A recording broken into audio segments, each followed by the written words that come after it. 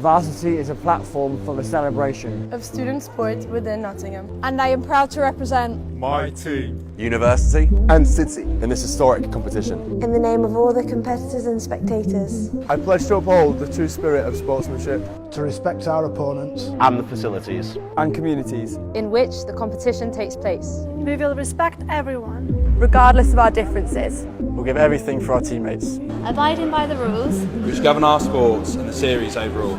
We win together. we lose together. For the glory of sport. May the best team win.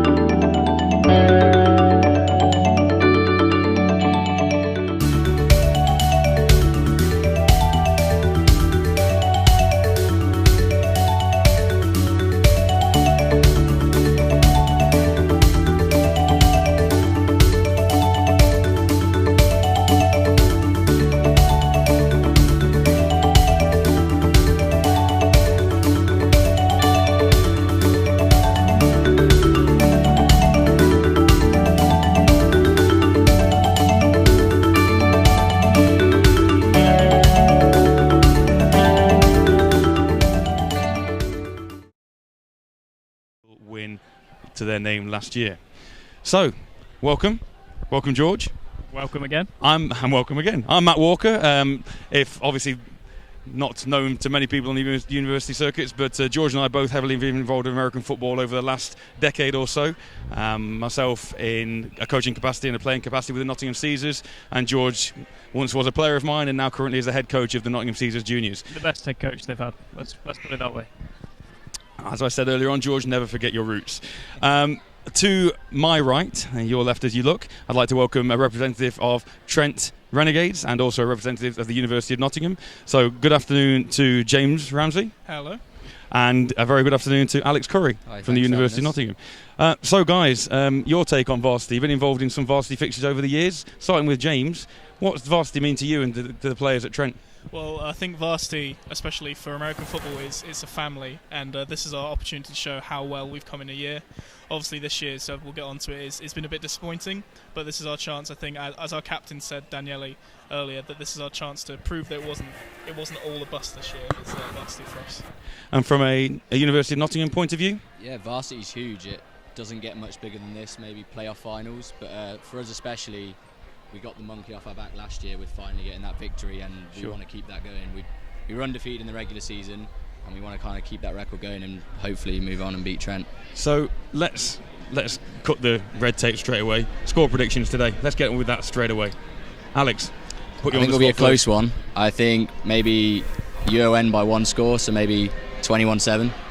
Okay, 21-7 UoN from the UoN Sorry, man. I said 1 score. You did say 1 score, but we won't. Clearly, the maths course there isn't very good.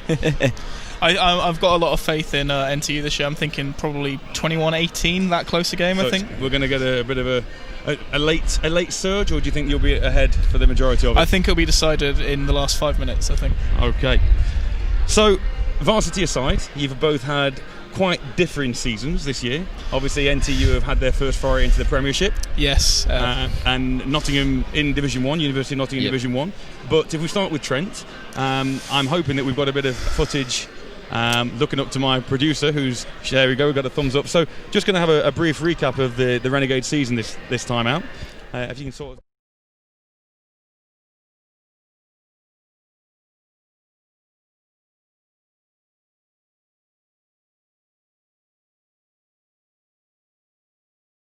We've lost every game in our league this year, and apart from obviously the one that was gifted to us via things.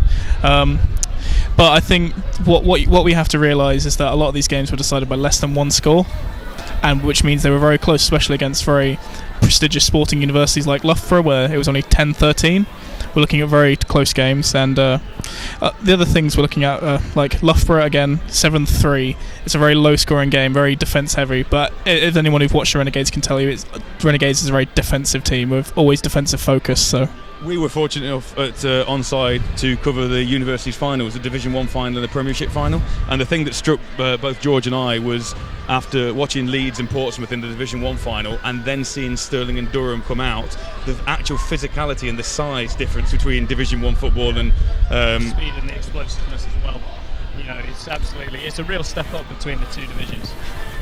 yeah, the biggest thing I think for me is that gap might become huge in this game, because League One and Prem, as you said, is 2 very different ball games, and whether or not that you did go completely successful, there was no losses on your table this year, obviously, apart from in the semis, but I'm not sure they're up to that level yet, up to the Prem level. We obviously weren't, but we gave it our best shot. So from a University of Nottingham point of view, as James was saying, a very successful season, but speaking to your head coach earlier on, it was sort of a bit bittersweet with the way that it ended. Yeah, I'd agree. So regular season, pretty much perfect, barring a few injuries, which obviously you can't have football.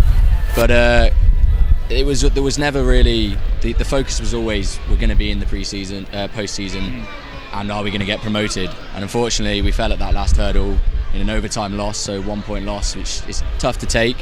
But throughout the season, we were very strong. I don't think we actually gave up a defensive touchdown until the second half of the season, which shows something about your team. That's something special. No matter who you're playing against, you've got to be good.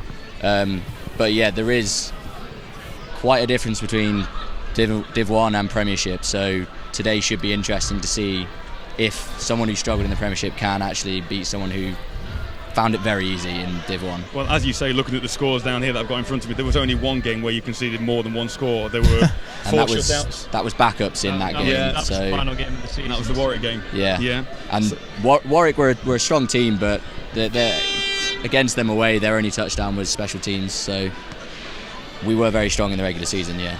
Speaking to Coach Giles, I know Coach Giles quite well from my background with him, played together with him at the Caesars Juniors and then at the Caesars as well. He was hopeful that NTU might be able to bounce back this year, this coming season. Yeah. and then use the experience they've had from the Premiership this year and be a bit more successful in 2019? Yeah, well, although we didn't get a lot of players this year in sort of our cooping of people, we did get some very talented people this year, and specifically looking at this year, we are losing some people like David, one of our linebackers is leaving, but we still have a captain of our team, Jack Rice, who's staying on for another year. So we've got some very good special teamers like Kieran Gonzalez, he's still here for another year, and I think we clearly have the talent to compete amongst teams like University of Nottingham, because we only lost by a few points in a lot of those games. So I think next year, with the talent that we have, there's no reason we can't get back up. From a University of Nottingham point of view, obviously, in fact, a Trent and University of Nottingham point of view, last year you guys faced each other 4 times. 2 in the regular season, 1 in the playoffs, and then obviously at Varsity again. This year you're yet to meet, so you're thinking about, you've obviously given us some predictions, but this really, even though it doesn't mean anything outside of the 2 universities, it's the first chance you've had to go at each other this year. Yeah, it can also set a marker for next year, because next year we'll be playing obviously in the regular season. But yeah, so hopefully we want to lay down a marker to show we're going to come out next year and hopefully put our mark on the regular season again. But the guys are even more up for it than normal because we haven't played. So yeah. I'm getting a little bit of a banter there behind you. Yeah. Always supportive. You tend to find football players always supportive when anyone's got a mic. I know a little bit later on you guys are going to be down on the sideline for us. Yes. So obviously we'll be popping back to you to get the sort of atmosphere from down here on both camps. You may well be aware this last week has been Mental Awareness Week. We've got a short video to show you about that. My scripts that I did have, unfortunately I've left up top, so I'm looking to my executive producer again. Just to try and raise awareness of what is a real major issue and something that I think awareness does need to be made really positive. So have a look at this.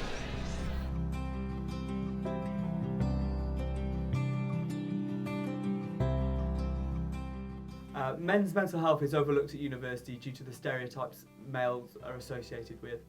It's now time to stand up to this stereotype and fight what is the stigma of mental health for men. On average, 13 men a day take their life through suicide in the UK. Suicide is the biggest cause of death for men under the age of 35.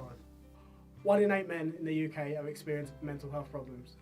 1 in 4 students suffer from mental health problems. For student mental health, especially males, at the union and the university, so please feel free to come in and talk to counsellors. We have a lot of experts at the union and a lot of people dedicated to help at the university.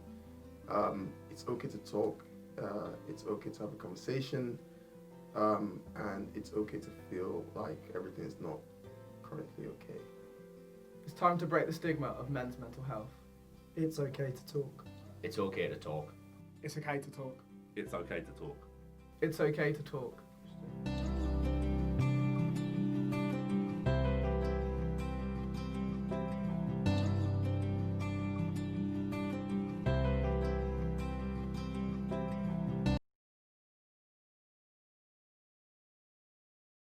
Tells us from 5 minutes to another 5 minutes, just changes.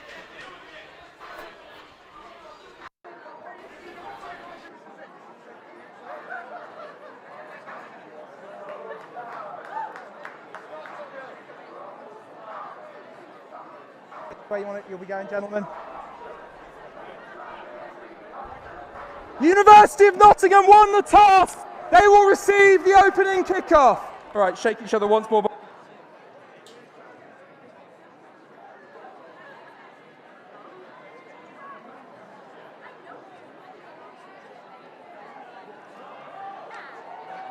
So you rejoin us as George and I have made our way back up to the booth. We've just seen the coin toss.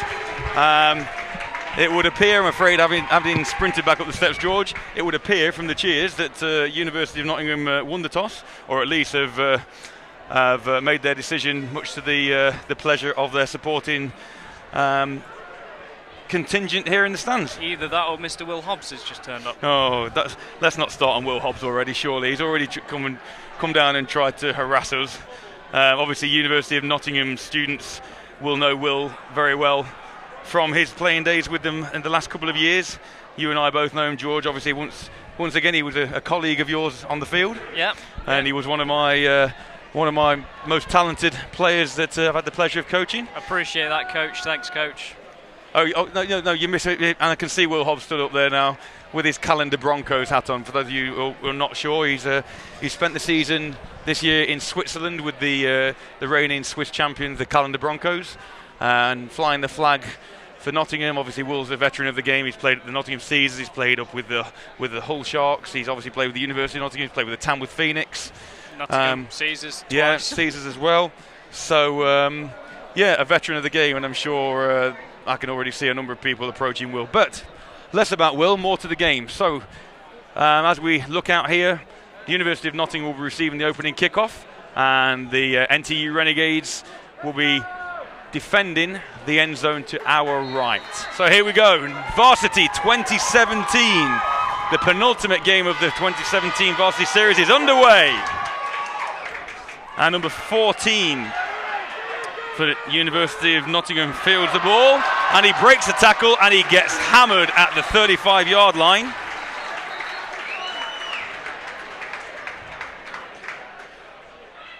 So that was Tom Galliford with the return, putting the University of Nottingham students in real good field position early doors.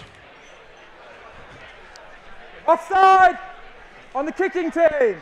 This is a 5-yard penalty at the end of the kick. First down. So a bit of an inauspicious start for Trent for the Renegades on both sides.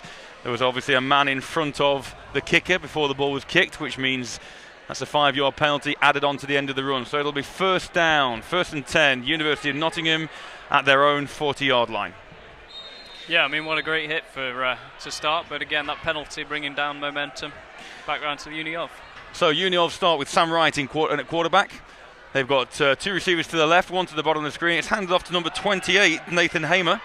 And Hamer takes it up the middle, where he's met by a very enthusiastic bunch of Renegades defenders for a minimal gain. Yeah, I mean, solid inside defence for the Renegades this year. Likes of Jack Rice and David. Baby Bash, as he likes to be known, also in the mix. The lovely thing about football in Nottingham, obviously, like I say, me and you are veterans of the game for a number of years. And I'm not that old yet. No, you're still a veteran.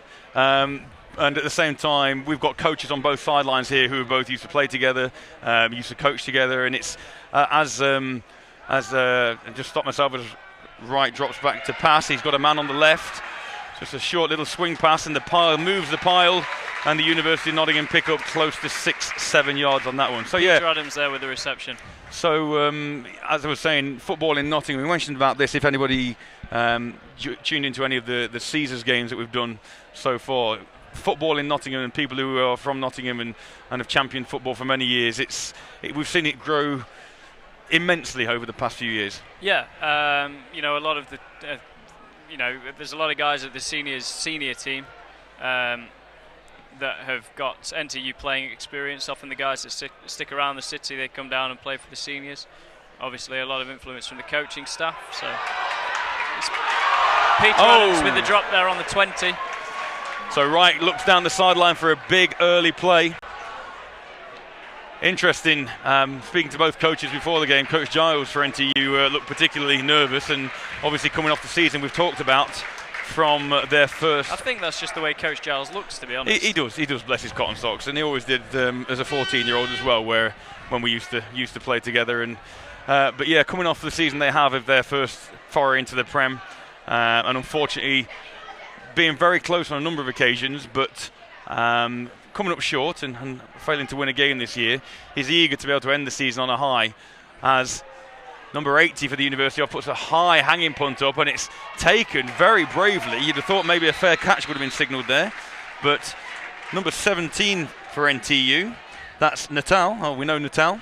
Natal, his younger brother, playing for me at the junior squad. And Natal himself, I believe, had some time with the Caesars last year. He did, yes. He's just been signed in Sweden, I believe. So he's going out there. He flies out the 25th, 26th of this month. He's thoroughly looking forward to it. So.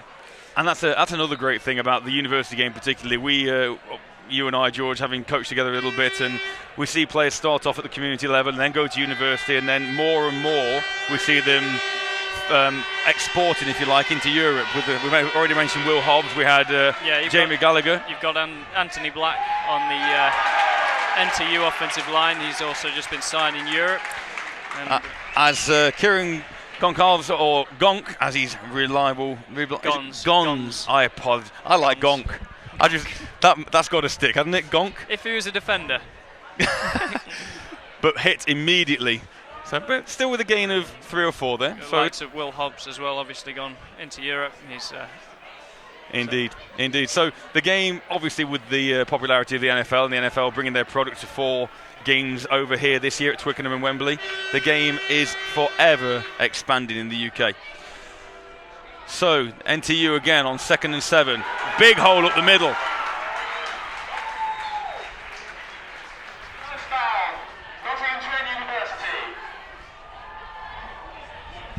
So it's the first down of the game for either team.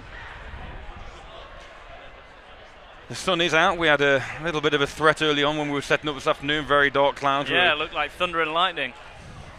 Very, very frightening. Very, very frightening. But no, it's come good. It's there's a little bit of wind down there, but not too much. So pretty much perfect conditions for a football game.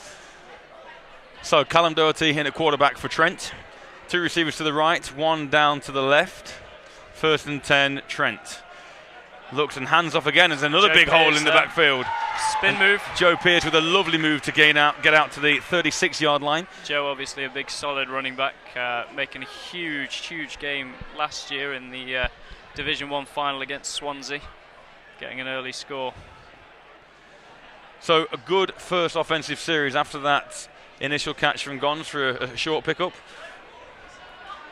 We then see Pearce take 2 consecutive runs, picking up around about 18 yards in combination. So, second and an easily manageable 2 for the Renegades. Still got those 2 receivers to the right, 1 down to the left on the short side of the field. Doherty drops back, pump fakes to the left, tries to roll, rolls round. He has a man, and it's just incomplete. It is dropped, yeah. That was number 20 for NTU, Anthony Vaness.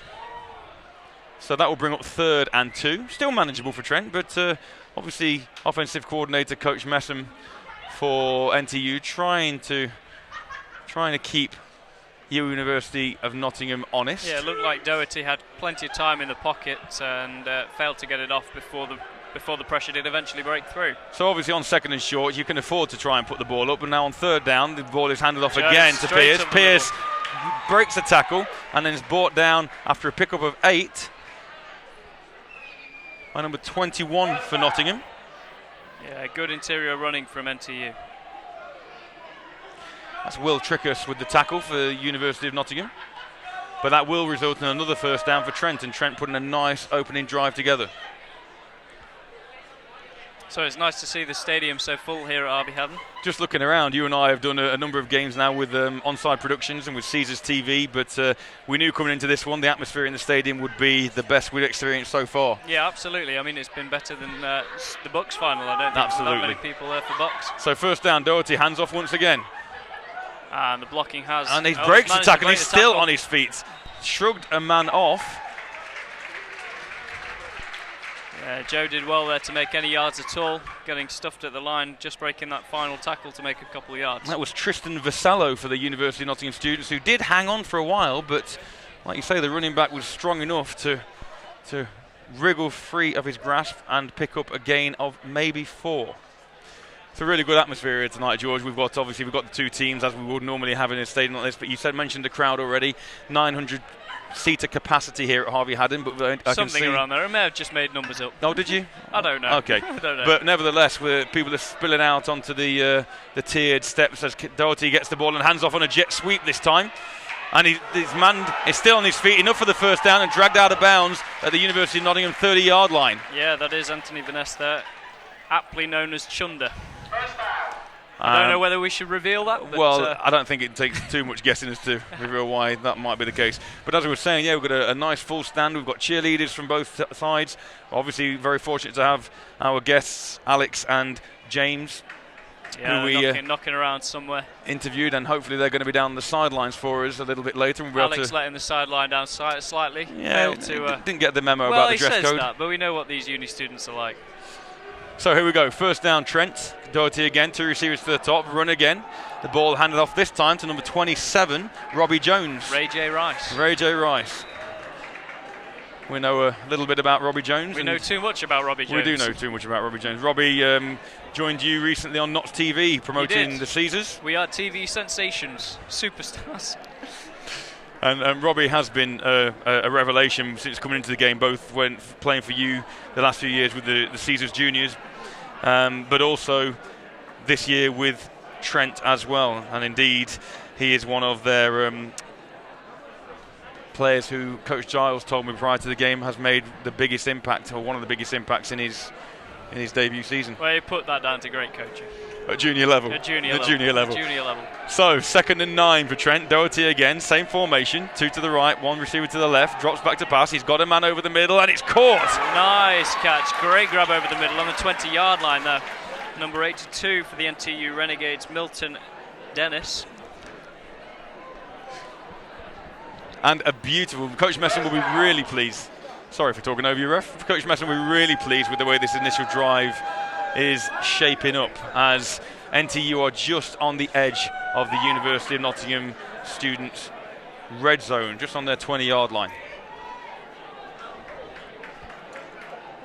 So the officials for today's game, we welcome the crew, as I'll mention them as Doherty takes the ball again, drops back. He has to roll to his right this time. He's flushed out of the pocket. He throws the ball away, and as he's out of the pocket, is no flag because there was no receiver really in the area, but obviously due to the fact that he'd escaped the pocket, there will be no intentional grounding call. As I was saying, with it being a non-league game, we're very fortunate to have a crew of officials with us today. Referee Jed Brooks-Lewis is in charge, the man in the white hat.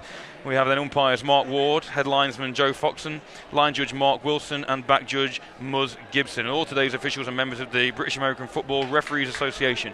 If it's something you'd like to do and get yourself involved with, we'll give you a bit more information a little bit later. As Doherty receives the ball again from centre, pump fakes to the right. This time, good outside contain by the University students.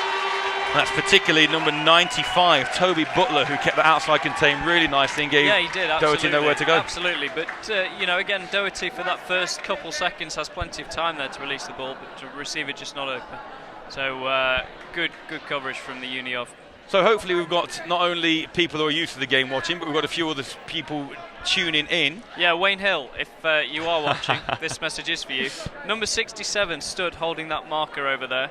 I believe you mentioned to him in a game that he needs to get his hair cut. He hasn't done that and he's grown it longer.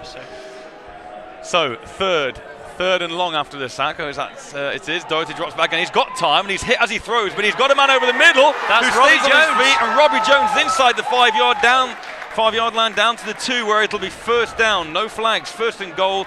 Trent. Yeah, Robbie obviously playing last Sunday for. Put that helmet back on. That's a penalty. That is, Robbie. Let's see if the referee's being maybe a little being lenient. generous. Little lenient with it being. Little lenient being varsity, but that was just incidentally. Doherty did well to stand in the pocket there, because he got hit by number 18, Jack Casey, for the University of Nottingham. Very, very good coverage still from Uni of, straight on him. But Robbie played here last weekend, obviously not in the stadium, just outside the stadium, against the Jets. Yep. Had a good game. He did. So here we go, first and goal on the University of Nottingham 2-yard line. Same formation again, Coach Messam electing as Robbie goes in motion. Looks so Doherty, like it does. Pierce takes the ball and he's close to scoring. And there's a touchdown signalled on the far side. So the NTU Renegades get the opening score of the game through Joe Pierce. Yeah, big solid run there again. Just fighting his way through those tackles and just pushing that pile over. And there is a signal from referee Jed Brooks-Lewis. You maybe heard our in-stadium announcer letting the crowd know the score on that play.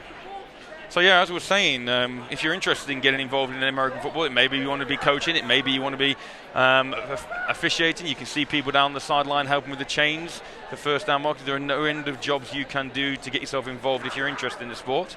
As number 84, Gons is back to kick again. He puts the kick up and it's blocked, which means the ball is live at the moment and it's dropped on by Gons.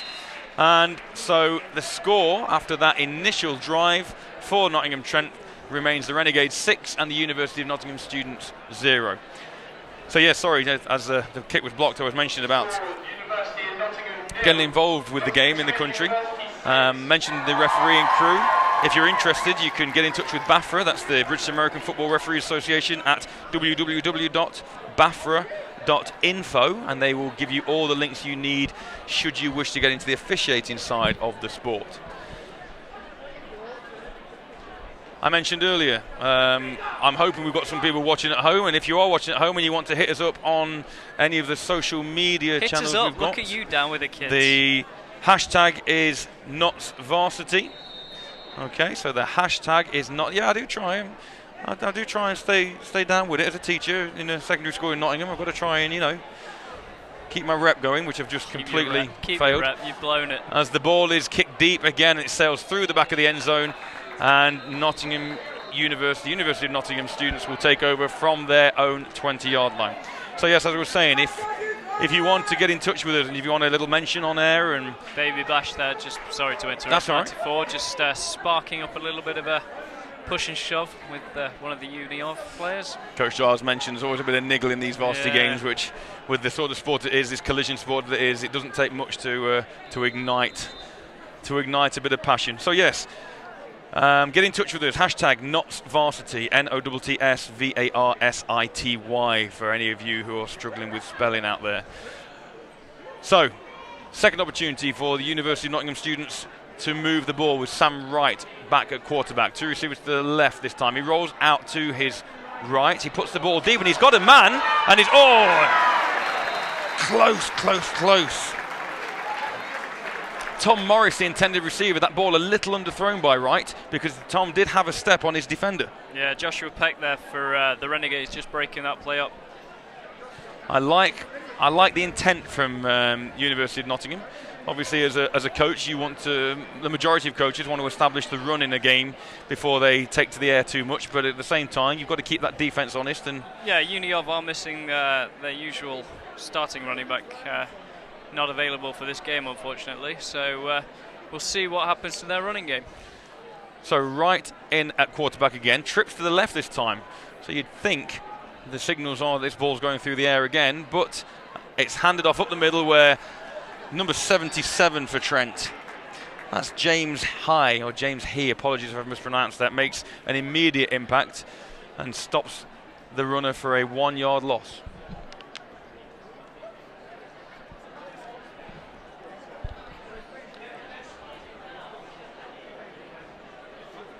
So, second or third rather, after the incompletion on first down, the tackle for a loss on second down. 3rd and 11 now for University of Nottingham.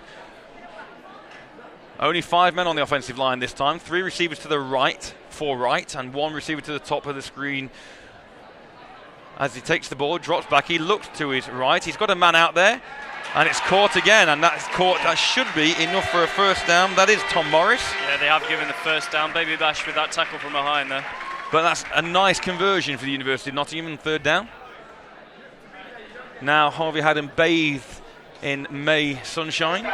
May sunshine.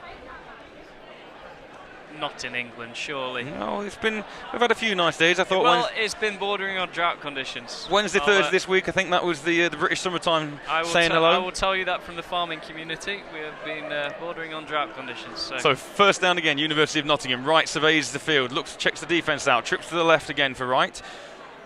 And he hands the ball off this time to number 28, and that's Nathan Hamer, who takes the ball across the line of scrimmage, but not a lot further. Just a couple yards there. So not making many gains in the run play so far. Any of you who are new to our streams this year, we are Onside Productions, and we are backed heavily by our guru, Mr. Steve Matthews, who is at the centre of everything we do. Steve-O. He's not listening at the moment. He's heavily in conversation with some of our crew. Obviously, we do this on a voluntary basis. All of us have a background in American football or an interest in the sport. And just love the fact that we've got this production taken off the ground. As Wright looks to his left, and he's got a man again and just overthrows him out of bounds. Yeah, looks like Tom Morris again there that he was targeting. Tom Morris, a good big tall receiver, obviously. Yeah, looking around at the UniOv receivers in general, you look at the comparison between the NTU receivers and the UniOv, substantial size difference. UniOv going for the much taller, stronger guys, with the Renegades going for the shorter, quicker guys. And it would appear that they have at least a height advantage over the Trent DBs today. Yeah, Josh certainly isn't the tallest guy on the field, and I think Natal's possibly playing on the other side. So very quickly, we've got 3rd and long again for UniOv, with Wright with those trips to the right this time. Takes the ball, rolls to his right. Maybe the similar sort of play, but he's pressured and he has to throw the ball away, as he's pressured by number 52, Aaron Barsinal. Great pressure and great penetration through that offensive line, which will bring up 4th down and stunt that drive right there for the University of Nottingham. Aaron has been a member of the Renegades that's really Number 9 shown. is in the area. There is no foul for intentional pounding. Do apologise, sir. Aaron has been a real benefit to the NTU Renegades defence this year. Certainly made an impact as well as David. He's another guy who played for the Warriors last year, of all places. And those two, alongside Jack Rice, have been very, very strong in the middle. And again, the punt goes up from, that's a huge punt, but that's Tom Morris again, the receiver that we talked about earlier. It's a monster of a punt. And it's bounced checks inside way. the 5, and it's downed by number 77 for the University of Nottingham. And that's Bryce Wilson, an offensive lineman who's made some great yardage downfield to pin the Trent Renegades back inside their own 10-yard line. Yeah, I'm about the 6-yard line there. What a great punt. That bounce just working for them brilliantly.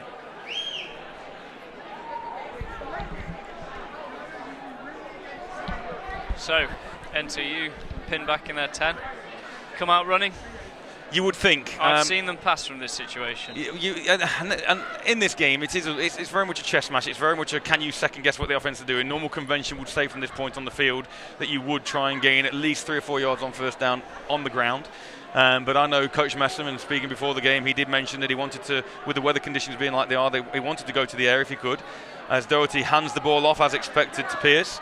Pierce comes round the left side where he does pick up a good 5 or 6 yards, which will bring up a manageable 2nd down for the Renegades. Yeah, good solid game. I think they're going to spot them on around about the 15-yard line. Which will bring up 2nd and 3 for Trent. See the cheerleaders warming up on the right-hand side. We can see the cheerleaders, but we didn't come for the women. We came for the football. Well, having said, you do say that, but when some of the information I asked Coach Giles for, we tend to hear it onside. Send out a short questionnaire, short survey to the coaching staff of each team. So that is the end of the 1st quarter. And wow, rather quick 1st quarter, maybe because we're enjoying it so much, George. Either that or they've not got the watches right. But as I was saying, we do send out a questionnaire to try and get some information on both teams, so we're well versed to be able to commentate. And Coach Giles did say, in one of my questions, I sort of asked, is there any additional information you'd like our commentary team to mention? And he said, George definitely needs to find himself a lady. So maybe you're going to be in luck this evening. He also mentioned you were a substandard receiver. No, it actually was an okay receiver back in the day. Substandard, he was just being nice. But Coach Giles is suffering these days from Alzheimer's, so we will give him the benefit of the doubt on that one. As the cheerleaders do take the track in front of the main stand here at the end of the 1st period. I'm looking at my monitor and I'm hoping that our cameras are going to hopefully cover some of that cheerleading action for you, although the referees are ready to start that 2nd quarter, and indeed with 2nd and 3 for Trent, the whistles have started for play to recommence. So Doherty with 2 receivers to his right, hands the ball off again, trying to get that initial 1st down, but Pierce, I think that was, is stacked up almost immediately for a no gain at all on the play. Yeah, much better defence there from the UniOv defenders there in the middle. Poor old cheerleaders, George. They've got themselves out on the track here ready, look. Yeah, thinking it's their big moment, thinking they're ready to shine. And now they've had to sit down. Just catching some sun. Just catching some sun. Anyway, it'll be third. In fact, that was a loss of 2 on the play from Pearce. Great defence by the University of Nottingham defensive front there. So it will be a 3rd and 5 situation for Trent. 2 receivers to the left. Sorry, 2 receivers to the right, 1 receiver to the left for Doherty. 2 running backs, Robbie Jones and Joe Pearce in the backfield there. And he drops back to pass after a fake handoff, and the ball is intercepted by number 27 for the University of, who's on his feet, and a big block releases him. But there is a flag on the play, and I do believe that will be a clipping penalty, a block in the back penalty against the University of Nottingham, but that will be after the interception. So number 27 for the University, Will Field with a spectacular interception, leaping high to pick Doherty off, and that puts the University of Nottingham in great field position. Just a wait. During the return, illegal block in the back, number 42, University of Nottingham. Yard penalty from the spot of the foul. It is still. So a rather over-enthusiastic block in the back by Sam Frost. And an over-enthusiastic referee, I Absolutely. think. Somebody We needs can to hear tell you, him. sir. It's not a problem. He's got a microphone. The way microphones work is you can talk and everybody will hear you. I think the crowd around us could hear that. But yeah, so poor decision maybe from Doherty, trying to force it on 3rd and 5, but a spectacular play by Sam Frost. By number 27. Will Field, yes. It was Sam Frost with the block in the back, as we called prior to that. But nevertheless, University of Nottingham will take over inside Trent territory on the Trent 40-yard line. 2 receivers either side this time for Sam Wright as he surveys the field. Sun at his back as a man goes in motion, and the ball is handed off to that man. That's number 9 for the University of Nottingham, who gets just back past the original line of scrimmage, but no further. Jacob Cheetham. So at this stage, at the beginning of the second quarter, we're going to hand down James. James on the sideline, are you there?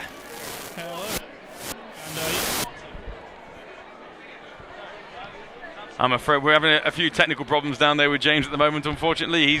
He's chatting away to himself with his back to us, and unfortunately doesn't know that his big moment has gone wrong due to technical issues. But I'm sure we'll get back to James later in the game. We won't give him a wave, we'll let him keep chatting, and when he turns around to look at us, we'll give him a thumbs up, tell him he's done a really good job.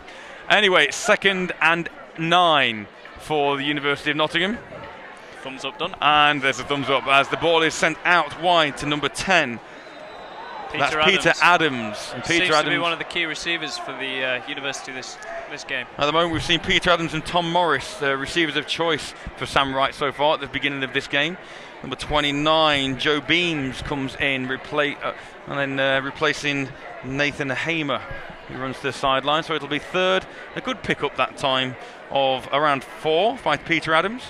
And it'll be 3rd and 5. Similar situation that Trent faced a few minutes ago. Let's see if Sam Wright and the University of Nottingham offence can convert, which they really do need to get a little bit of momentum. Yeah, they do. I mean, it's obviously still a close game and early in the second quarter. But the way this game is going, the time does seem to be running pretty quick. So here we go. Wright, hands off. And Joe Beams, unfortunately, for the University of Nottingham, is met immediately. And that's James High and Kieran Matthews there getting up. Converging on the running back. Making a great tackle in the backfield. So it'll be 4th down after that fantastic interception from Will Field. And I think James might have been informed on the sideline there that... Hi James, can you hear me? Can you hear me, James? So yes. So I don't know if you can hear me or not, James. But so yeah, we're looking at this first half of football so far. There's mixed feelings along both sidelines. Obviously, Union quite elated after that interception, but the first touchdown there scored by Joe Pearce is an amazing set of runs. Looking into this game now. Quite a deep kick. Going to roll out the back of the end zone. So back to you guys. Thanks very much, James. Brilliant.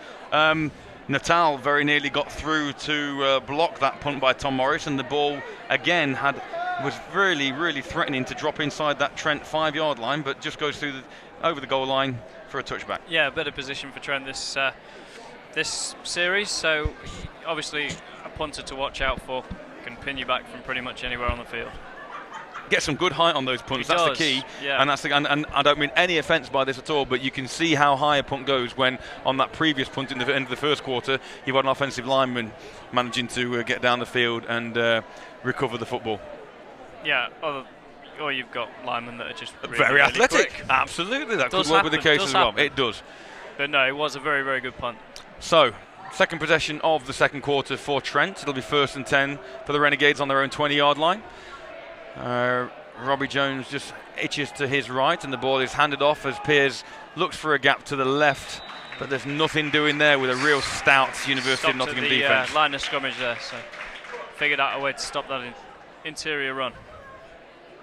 Once again, if you do want to get in touch with us and you want us to give you a shout out, the hashtag on all the usual social media channels on Twitter, hashtag is hashtag NottsVarsity. That's hashtag NottsVarsity. Get in touch.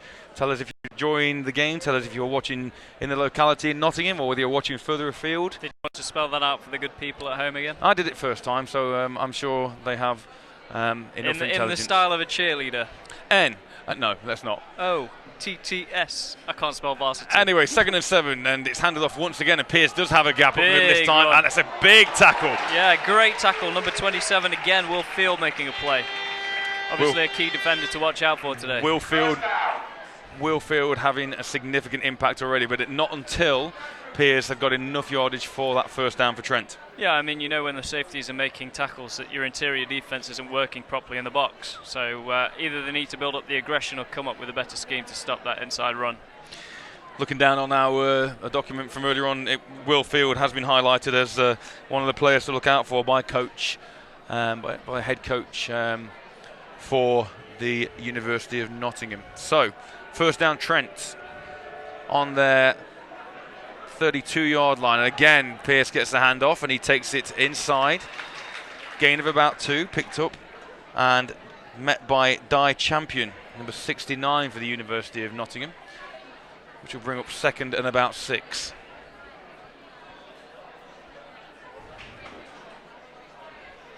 So there still seems to be people wandering in and out of the stadium. I think we must be at full capacity now. Well, the nice thing about this game is if you do miss the start of it, there's still plenty of time. Generally, a game will run for between 2.5 and 3 hours from start to finish. So if you are wondering whether or not to come down and enjoy this late evening sunshine here at Harvey Haddon, then please do. As Doherty drops back, rolls to his left. He's got a man, and that's Robbie Jones. Great catch. Although, is that going to be, it is marked, is it looking at the referee? I think they are going to signal it as a catch.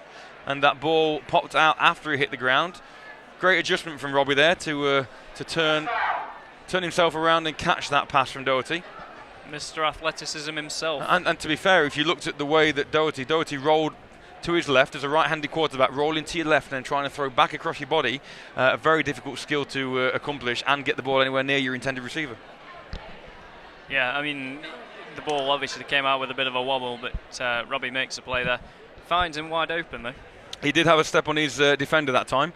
So Trent back in the University of Nottingham half of the field. First down on the University of Nottingham 36. And that's Pierce with a big hole. Pierce still on his feet, up to the 15, down to around about the 11-yard line, which will be another first down for the Renegades. Great run, and such an explosive runner as well. You see when he saw that hole there, just absolutely lights it up, puts the burners on, and upfield he goes.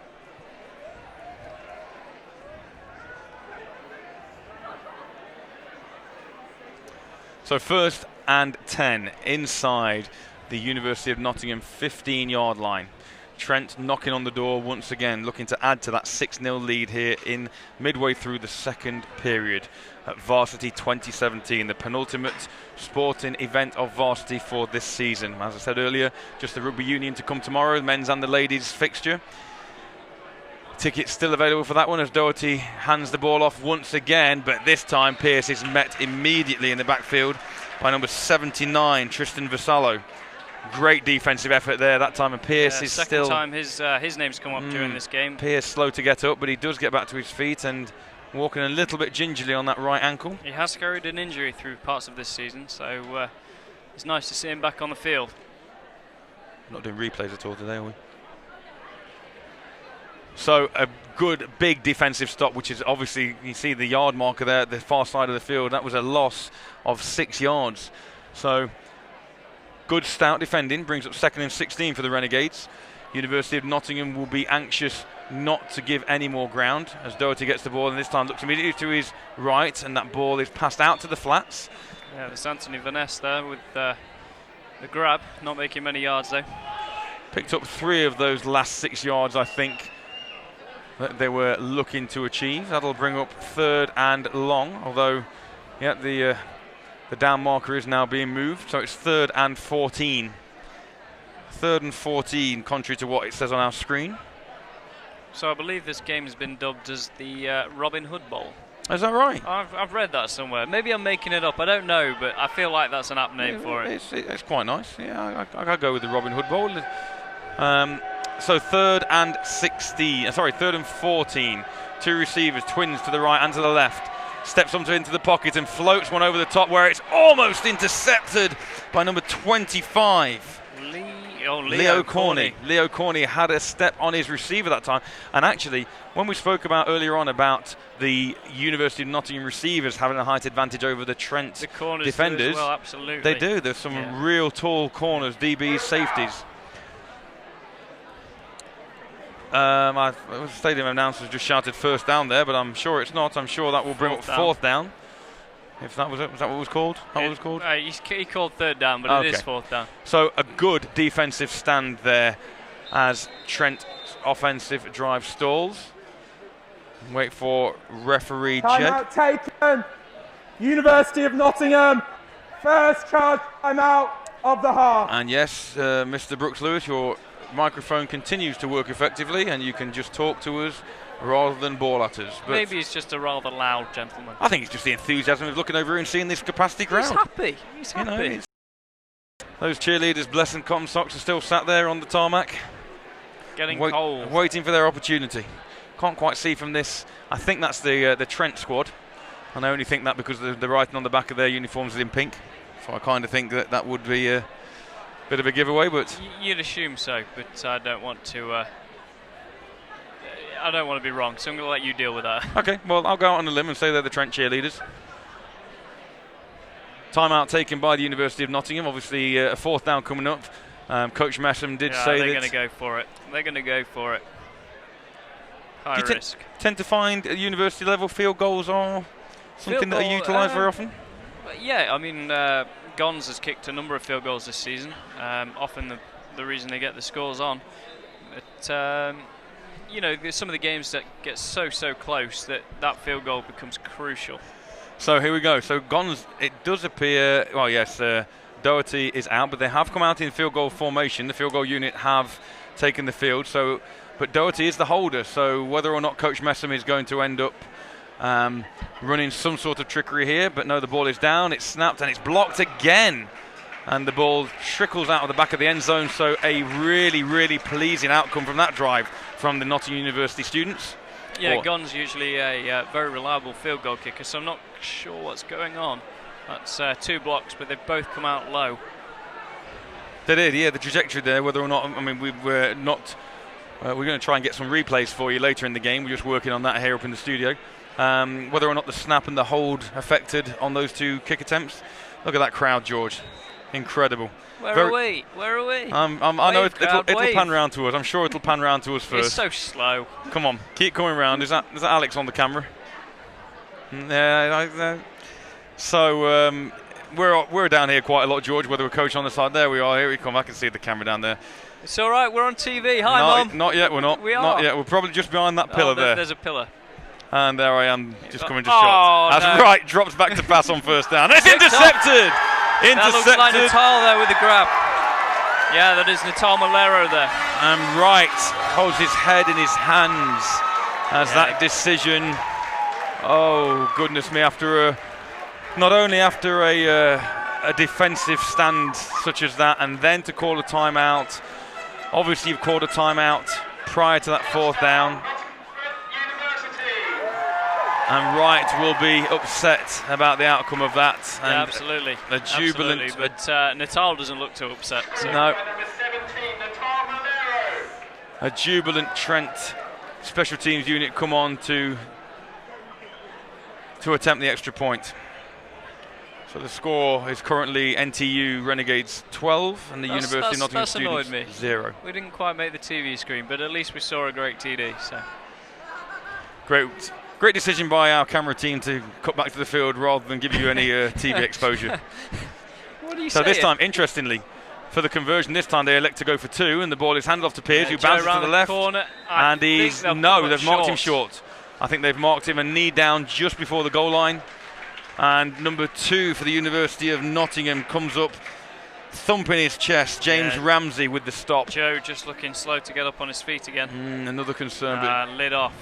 Great play by James Ramsey there to stop that conversion. And indeed, there's an official's timeout as Joe Pearce does get back to his feet. And very, very slow getting up there, though. University of Nottingham 0, Nottingham Trent University 12. So, as our stadium announcer has just delivered the news, it is indeed the University of Nottingham 0 and the Nottingham Trent University Renegades 12 with those 2 scores. One coming from Joe Pearce on a short run in the first quarter, and the second on a pick 6 interception return from Natal Malero just a few moments ago. So just going back to the crowd, we're down here quite a lot, George, either coaching or covering Caesars games, and to have the stands this full is really putting a fantastic atmosphere on things as Gons kicks off, and it's picked up by number 80. Number 80 takes a vicious hit, manages to stay on his feet, but then is wrapped up once again.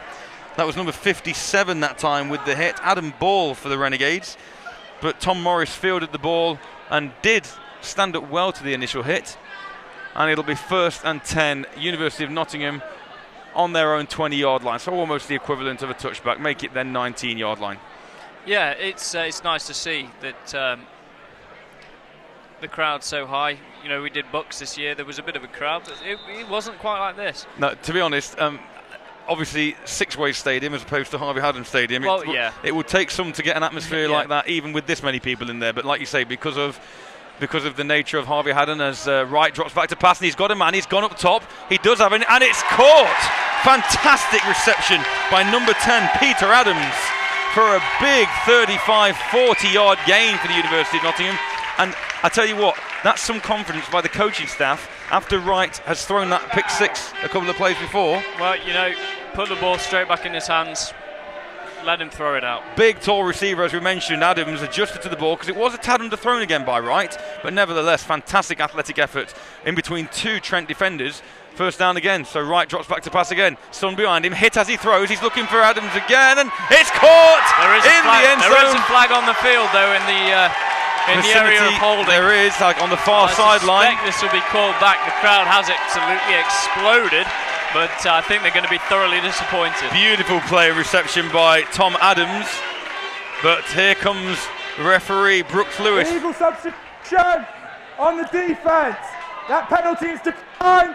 The result of the play is a touchdown. Interesting. That referee is one of the most enthusiastic referees I've ever seen. Interesting. So, touchdown stands. The University of Nottingham students and supporters to our left erupt, as you mentioned, George, and that's really good for the game as well. It is, yeah, absolutely. No, I did think that was going to be a holding call, but clearly they saw something we didn't. That illegal substitution will more than likely have been the fact that there were either, as the kick goes up, and that one's blocked, and this one's live, and Field still looking to bobble it, but it's recovered by Trent, and that's where that one will end. So yeah, whether or not there was a Trent player slow to get off the field as the ball was snapped, or whether there were 12 men in the huddle, something that we didn't quite see. Yeah,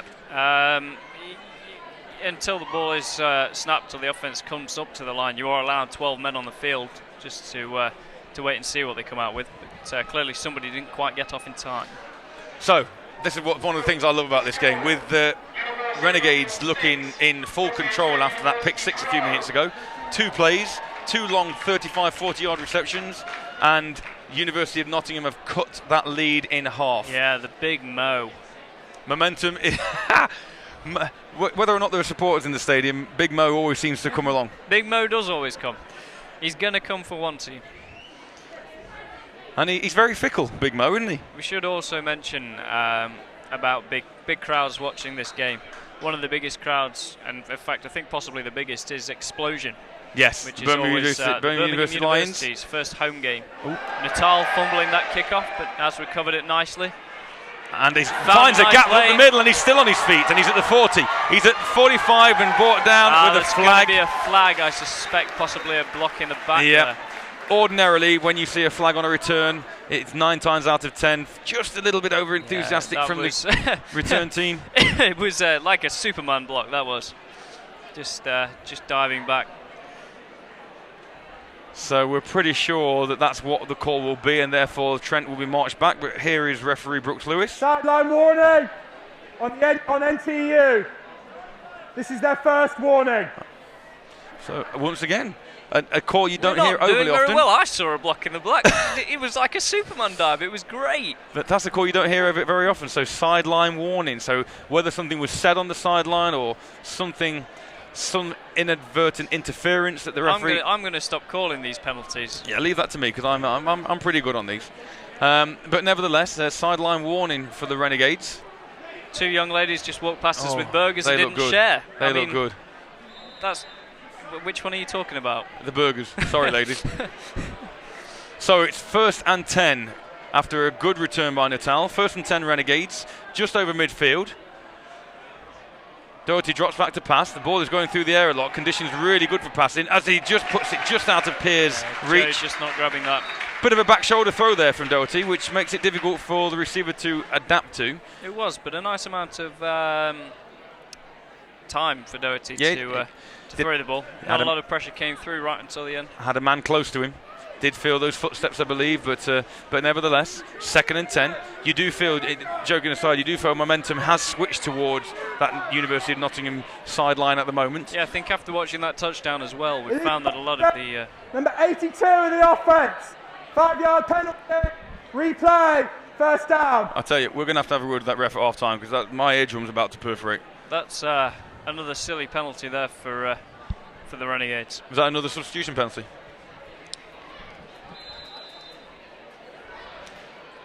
Coach Giles mentioned to me as I was speaking to him before the game, the Renegades want to try and use this as a springboard after their disappointing season, and at the moment none of these players have experienced a win during 2017. So Doherty drops back with 2 receivers right and left and swings the ball over the middle, and it's caught and spins out of a tackle. It's Vaness again with the grab.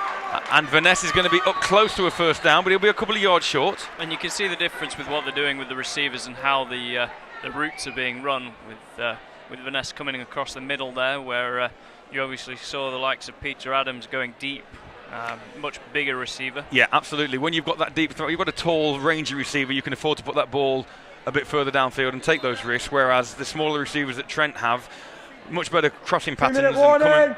2-minute warning. University of Nottingham have all 3 timeouts. I'm not sure that's the case because I'm sure the University of Nottingham have used 1 timeout already. He pronounces Nottingham very well. University of Nottingham have 2 timeouts. NTU have all 3. He has corrected it. Well done, sir. Thank you. So yes, after that good pickup, as I was mentioning, smaller receivers generally operating out of the slot. The slot receiver position are the ones closer to the offensive line, crossing underneath linebackers, between D-line and linebackers, and trying to find those gaps. As Doherty has twins. Oh, and that looks like to be a false start. That looks like Robbie Jones, number 27, jumped early. Whether or not the centre got the snap count wrong that time, because there were a few Trent players moved. Prior to the snap, false start. Most of the offense. 5-yard penalty. Replay the down. I suspect the centre got it wrong. Yeah. When you get a false start, most of the offense call, that's generally because the centre has gone on the wrong snap count. Going back to that score, though, looking at the eruption from the crowd, I would suggest that most people in this stadium are University of Nottingham supporters. I see a few pink shirts knocking around. Well, we're very much, from our commentary position, we've got Nottingham Trent supporters to the right, we've got the University of Nottingham to the left, as Doherty steps into the pocket. It's got a man over the middle, it's caught. Again. Vanessa with a lovely little step again. And he's fumbled the football. The ball is loose and it's recovered by the University of Nottingham after a fantastic first move. Yeah, that could be. Looks like Will Field. It does. one of those men to watch again. It could be Willfield having a big day so far. Willfield, and it second is. turnover of the game. That crowd explodes again. So initially interception by Field, and then a fumble recovery, making a good case for MVP so far. Do we get to decide that today? Oh, I think we should. I think we should. I hope our production manager can organise that for us. I like that feeling of being in control. So again, there's Big Mo. Big Mo. Let's see whether or not the University go to Tom Morris and Peter Adams, their big receivers.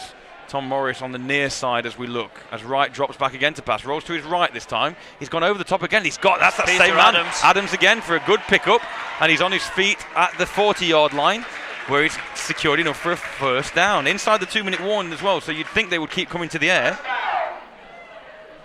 Didn't appear to be much pressure on Wright there as he rolled out. Plenty of time to step up into the pocket.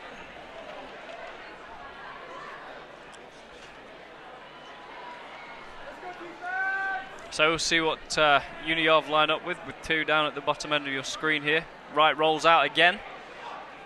Pops it, and it's short, number 9 there for the University of Nottingham, Jacob Cheetham. So obviously that stops the clock though, so University of Nottingham can regroup and have a think about what they're going to do with just over a minute left in this first half. Coming up at half time, we're going to have a bit of a breather, George and I. We're going to hand down to James and Alex on the sideline, who are going to talk you through a little bit of a chat about the first half action, and I'm hoping we are going to see some cheerleaders in action as well. Just be careful what you say. I know where you're going. So anyway, 2nd and 10. Wright drops back. He looks this side again. Bit more pressure on him, and it's an overthrow. Miscommunication that time. Yeah. Wright appeared to think... Number 21, Joe Wood for NTU, just the deepest man there. I think Wright assumed that Morris was going to carry on down the field on a 9 on a fly pattern, and Morris cut his route off after about 15 yards and headed to the sideline, and a bit disappointing. But here we go, 3rd down then. Big 3rd down for both teams. If Trent can make a stand here and secure a half-time lead, that will be a big bonus for them, with a rather disappointing second quarter offensive performance. And if the University of Nottingham can level things up, then wow, it's a whole new ball game. So Wright drops back, bit of a blitz coming from the right. He's hit as he throws, but he hits his man again, and that's that man again, number 80, Tom Morris. So that dual threat between Tom Morris and Peter Adams is really causing that Trent secondary chaos at the moment. Uniov just calling a timeout. Sam Wright calling a timeout. Glancing down to those cheerleaders again, George. Timeout taken. University of Nottingham. This is their 2nd charge timeout of the half. 59 seconds remain. So there we go, under a minute. And they are closing in on that NTU end zone just outside the 30-yard line. Yeah, so I think I might have got those cheerleaders wrong earlier on, you know. I wasn't going to say anything, but looking at the NTU cheerleaders warming up in blue and pink, I would say you were very wrong. Yeah. Kind of weird, though, don't you think? Look, the fact that you've got the University of Nottingham cheerleaders with pink on them. Mind games. So anyway, yes, as we've said, at half-time we're going to be dropping down to James and Alex for a chat about the first half. We're going to have a bit of a breather. We're going to see the representatives from the cheerleading squad for both teams. Still, if you would like to get in touch with us on the social media outlets, particularly on Twitter, it's hashtag NottsVarsity. We'll look to try and give you a shout out. Let us know if you're enjoying the stream. Let us know what you think of the game. Let us know if you're related to or you're friends with any of the players out there today. So, 59 seconds left in the second period. The score is University of Nottingham students 6, Nottingham Trent University 12. It's 1st and 10 for the University of Nottingham, who are definitely moving the ball much, much better in this second period. Wright, there's a blitz coming up the middle. It's picked up well by the fullback, but Wright has to roll to his right, and he puts the ball. It's a high floater, and that's got a chance to be picked, and it is intercepted. Number 9, Josh Peck for the Renegades there. Intercepted, and that is a killer for the University of Nottingham students. Be very interesting to see, with only around about 55 seconds now, what Coach Messam elects to do with this ball, picking it up onto their own 3-yard line. Yeah, I mean, I think they're likely to run it and probably just run down the clock now. UniOv only have 1 timeout, so they can't do a lot to stop it as long as that ball is moving. So 1st and 10 from their own 3-yard line. Doherty on the offense will take over. It's gone really quick, George. I mean, what time we're looking at real time? It's only 5 to 7. It's only 5 to 7, and we've come into the end of the first period. So here we go. Coach Messam did say to me, offensive coordinator did say that he wanted to try and put on a bit of a show, but not necessarily. This isn't necessarily the time to do it, as Doherty takes a snap in his own end zone, hands the ball off, and he's got a gap. Broken. Robbie has got a gap up the middle, and he's tackled just outside the 10-yard line, close to a first down. Does look like they'll give him first down territory. Now with that, and with all 3 timeouts remaining, that might change Coach Messam's plan for this drive. Yeah, quite possibly, but they've just about got the first down, so good run up the middle there, finding a little bit of an alley. From somebody who's coached Robbie Jones, what makes him such an elusive runner? He just keeps running. As a coach, I think you'll know what I mean. Yeah, absolutely. Just the legs just keep moving. Yeah, I mean, he doesn't necessarily hit. If he sees the hole closed off, he'll bounce it outside, but he will just keep running. Jones gets the ball again, steps to his left, and he's met after a pickup of 3. So maybe this is an indication of what Coach Messam's plan is for this final NTU drive of the half. It'll be 2nd and a long 7, maybe call it 2nd and 8. Yes. And actually, that will be the half time. Yeah, very quick half of football there. So that is the end of first half. So, with the score at half time, the University of Nottingham 6 and the NTU Renegades 12. We're going to take a break up here, and we're going to hand down to James and to Alex, who are going to run you through half time. We'll see you in around about 20 minutes. Hello and welcome to the halftime show. Me, James, and me, Alex. Yeah, thank you again to the NTU cheerleaders. The UoN cheerleaders, which is the Nottingham Knights, I think. Nottingham Knights. Sorry. Nottingham Knights is the name of that. Nottingham Knights. Yeah. A lot of high-flying acrobatics. Something maybe our players could learn from today is just being able to get up there and get the ball. No, I think if we compare the passing game quickly, compared to our 2 teams, there's been a lot more passing, obviously, on your side because you've been power backing it with Joe. But do you think it's because you've also been trying a lot more long balls than short balls? Do you think you need to change that up, or are you going to keep? So I think our mindset is. We have Tom Morris on the one side, 6'3", 6'4", very, very good receiver, and then we've got Pete Adams, a scholar, on the other side, and it's what your safety's going to do. You're going to help over the top, and then we bring in the underneath game with some short passes, some maybe cross-field passes, which I think we should look to establish. But I think maybe that is what we were trying earlier, and then we get a pick 6. So. Yeah, well, the score you had just before the touchdown, the last catch before then, because you only had a 2-play drive before that touchdown, so things can change very quickly. Yeah, from considering that we've had only a couple of first downs, to be within a score, we will come out pleased. But it's trying to keep the positive mindset. We were talking about that. The players on the sidelines, trying to stay positive can be difficult. Yeah, it's a tough one. Sorry, just looking up at our director up there. No, I think the talent, obviously, staying at the wide receiver position is huge. So I think because we had double coverage on the man that caught it, so we're really looking at trying to get. Can you even call triple coverage? Maybe. Oh, sorry. It's a lot of here and there's. I think there's guys that there's not a lot you can do.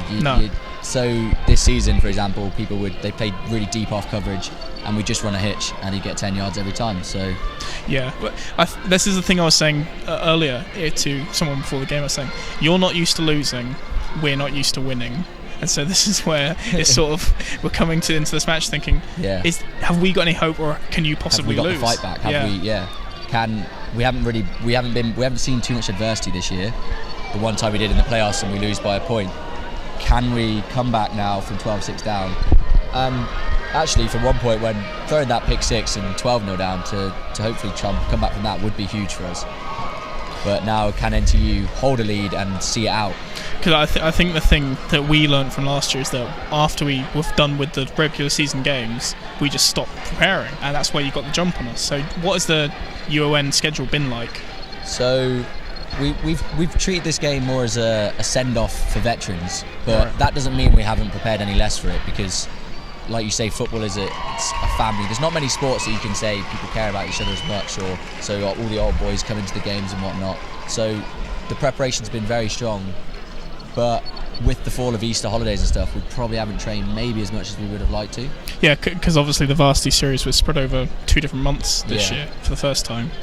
And I think, if anything, NTU has trained more now than before the season, because I think Daniele on our group Facebook page was saying that this is our chance of redemption. Well, from ignoring the Durham game, from last year's Varsity, it's been losses for Trent. Well, it's 10 straight losses. So, and that Varsity was obviously massive for both teams. Your first loss, which people were not happy about, and our first win, which obviously is static. So Trent want to try to put their foot down right now and say, we're not going to keep losing, we're going to win. I think really what we need is silencer to the critics, because there's including the team, again, obviously UoN here today, came in thinking this could just be a walkover. But I think we, as we said before at the start of the game, we're kind of seeing that difference between Prem and League One so far. The physicality initially, we looked like we were struggling with it, and but we forget that last season we played 3 times prior to Varsity. We knew each other in and out quite well, but this game's a bit more mystery involved. But also looking to next year, it's actually quite important because we're going to be playing each other next year. It's a tone setter, isn't it? Yeah, exactly. They say it's worth nothing, but it matters a lot. I'm not going to lie, it's not, for me, I'm not going to enjoy going back to 4 games a year, because before last year, the NTU Renegades never lost to University of Nottingham. And then as soon as that happened, it was sort of sent a ripple through the camp where it's like, right, we actually have to sort of buck up and get on with it now. But I think for you, it was last year's Varsity, and compared to this, the atmosphere is amazing, just purely because of location, if nothing else, here at Harvey Haddon. Yeah, it's a great stadium for football actually, and it's pretty much full, which is great to see. Yeah, it's always good, because American football, while it's still on the rise, isn't considered a British game yet. Yeah, and it's not one of the particularly most attended Varsity events originally. However, like you said today, it's looking good, and it's good to get some support down, because that really matters in football. I don't think people really realise actually how much a crowd can affect the game. Well, if you're new or casual to game, the 12th man is something huge. Putting off quarterbacks is a huge one, like when your team's on defence, and it's actually led to false starts before and actually changed games. Well, it's already happened once in this game, so exactly, yeah. I think if there's anything we can say is, if you can make it down to Harvey Haddon, come and cheer, because it's an amazing spectacle so far. It's a great sport to see with some very talented players. For the British level, it's right up there. Well, as we were talking about, sort of, we've had a few ex-American players come over in here. You've got a few. Yeah. We've got one, as I was saying earlier, David, our linebacker. But do you want to walk us? Do you know who? So Sonia? UoN, we've got some great British talent, but like the scholars we've got in, we've got Bryce Wilson at left tackle from Penn State. So that was a top 5 school in America this year. Yeah. We've got receivers, Jacob Cheatham playing number 9, great inside receiver. We've got Pete Adams on the outside, who's seen score a touchdown already. We've got Nathan Hamer in at running back, who's been unfortunate with injuries, hasn't played as much as he would like. But yeah, so there's some great American talent running through the team to complement the British talent as well. No, certainly it's one of these. Well, obviously two players got drafted this year into the Ravens, and I'm not sure who the other team was. I feel like it was a lower, like a Jags level team, but it's showing that the game is growing. Oh, massively, yeah. I mean, I've got friends I used to play with who are actually playing in America now in Div 3. Like, it's only Div 3, but for a British player to be on a scholarship in America, that's... Yeah, for those who don't know, Div 3 is still a huge step above like our level of play. Oh, of course. It's although you don't normally get drafted from Div 3, there are very few who do. It's happened. It has happened. But no, I think as we're looking at the team sprinting out behind us, starting with their warm-ups, I think they're all ready for the second half. No one has lost that mindset. Oh, most definitely. It would have been very easy if the score had been 12-0 at half-time to have just completely... For the game to be near enough done. But I think 12-0 sounds a lot to maybe some people who don't necessarily watch football, but you can come back from that quite easily. Oh, certainly, yeah. But in this type of game that's been so close, it would be quite hard to come from a two-score deficit, I think. I think we can both agree that defence is winning this game for both Yeah. our teams so far. It's going to come down. It's going to come down to defensive stands, I believe. There's going to be I think a couple more scores for each side in the second half, and it's where the defences can make a stand and hopefully stop the offense. So if you're going to make a revised sort of prediction. Yeah. I can see UoN coming out, getting that score, getting back to even, and then I think we could go into the late fourth tied up, and then it's just going to be a toss-up of can someone get that score, get that go-ahead score. I think it's going to be a 6-point win either way, and I can see it. I can see it happening. I'm still going to stick with 21-18, but that does mean we'd have to get our first successful kick of the day. I wouldn't. I'm not going to put any multiples of 3 in there just because the kicking has been very poor. But it's something that the Renegades have been looking at this year, is getting a dedicated kicker. But it's not something that's sort of. I assume you have a dedicated. So we had a dedicated kicker. Unfortunately, he's in China now on a semester abroad. But the kicking game in British football is one place where we struggle, which it's odd. Seems a bit strange because obviously normal football. However, okay.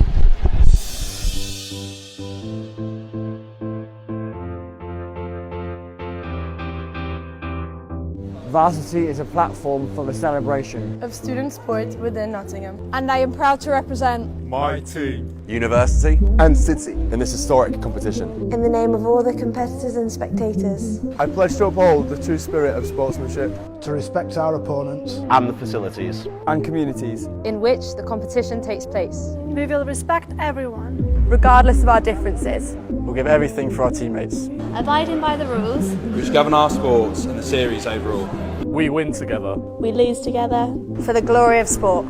May the best team win.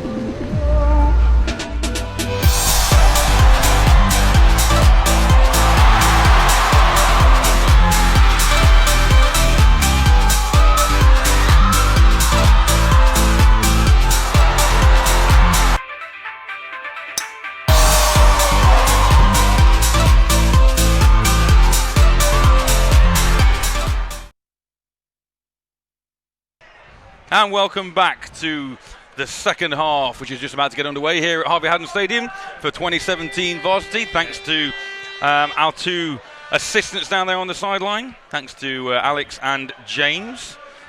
Carrying you through the half-time performances, recapping a little bit of what happened and some incredible displays from both sets of cheerleaders. Yeah, absolutely.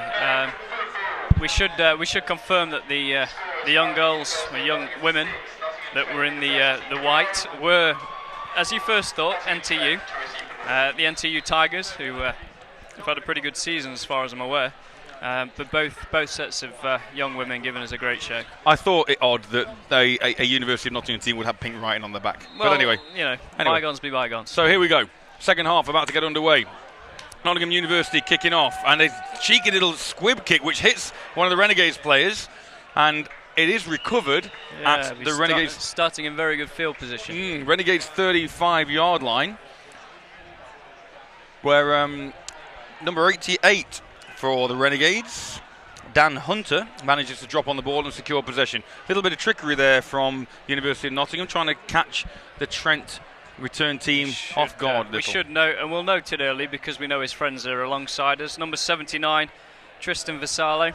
Happy birthday from Rachel, Becca, Sarah and Mark, who have turned out to watch you today. 23rd birthday, so have a good one. And we're told it's particularly important that Mark says happy birthday, isn't that right? Is that what they said? Yeah, Mark. Mark, it wasn't. Nobody else. Boys and men, and the girlfriend wasn't particularly bothered, was she? No, she didn't really turn out. So. No. Who was the girlfriend? Becca might have been Becca was the girlfriend, was it? Okay, Might so have there been we go. Becca. Anyway, 1st and 10 Trent, as Doherty hands the ball off. Pearce back in the backfield, bounces it out to the left. He's still running laterally, where that man, number 27, Will Field, who we mentioned his name a lot in the first half, brings him down for a loss of a yard. I should correct that before I get slapped. Rachel is, of course, his girlfriend, and it is the most important one from her. Absolutely. She was at great odds to just say, make sure it's Rachel. So happy birthday, happy 23rd birthday out there on the field. So, a loss of 3, in fact, by Pearce. Will Field knocking Pearce back 3 yards. So 2nd and 13 for the Renegades. Nottingham University of Nottingham rather, want to try and hold on to that momentum from the first half when they went 2 plays, 80 yards in 2 plays, and scored that touchdown to Peter Adams. As Doherty drops back, he pumps to the left, he looks again to the left, he's got a man who has to adjust, and it's dropped. That looked like Anthony Vaness from over here. Yeah, it is, just on the floor getting up. Coverage that time, number 21 for Nottingham. That's Will Trickers. Good coverage, and had to readjust. The receiver did, because a little bit underthrown from Doherty again. Yeah, again, plenty of time for Doherty though in the back pocket. In the back pocket? In the back pocket. I think it's because I had my hand in my back pocket. I was thinking about what I'm doing. Plenty of time for Doherty in the back pocket, and he had time to step up to the front pocket and deliver the ball. Yeah, he didn't quite make it into that middle pocket, the perfect throwing ground. Indeed. So, 3rd and 13. Doherty drops back and hands the ball off to Robbie Jones, and Robbie Jones has a gap up the middle, and he fumbles the ball, and the recovery is by the University of Nottingham, waiting for the official signal as Will Field comes towards the sideline and celebrates another Trent turnover. Not sure who came up with the football, but it has been confirmed that the University of Nottingham will once again, for the 3rd time, turn the ball over. 1 interception. No, there is a discussion. Oh, the runner's knee was down prior to the ball coming loose. So that will First down, Trent. That will remain in NTU football. Controversial call by the officials after a good run. Well, if Steve Matthews had woken up earlier and got those replays sorted, we'd know. Well, he's putting his Lipsol on, or other alternative brand of moisturising. And even better, he's not listening to us. Completely ignoring us. It's probably a good thing. Completely ignoring us. Oh, you're back. Back in the room. You got your makeup on now, lad. There we go. Good. Sugary lips. As Doherty drops back on 1st down after that Jones run. He's gone up top. He's got a man over the top, and it's juggled and incomplete at the 5-yard line. That's Milton Tomlinson-Dennis, the intended receiver. So, Trent looking to keep that University of Nottingham secondary honest and not cheat up on Joe Pearce and Robbie Jones too much in the backfield. It's worth a mention, Joe hasn't come back on since he got up slow after that earlier incident.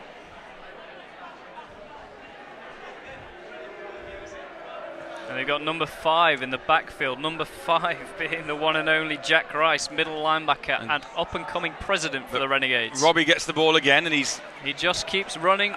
And there is a flag. And look who's there again. He's still running. Those feet continue to pound, but there's no getting through Will Field. Will Field making a real strong case for MVP today. I'm looking at my producer to see whether or not we can announce an MVP towards the end of the game.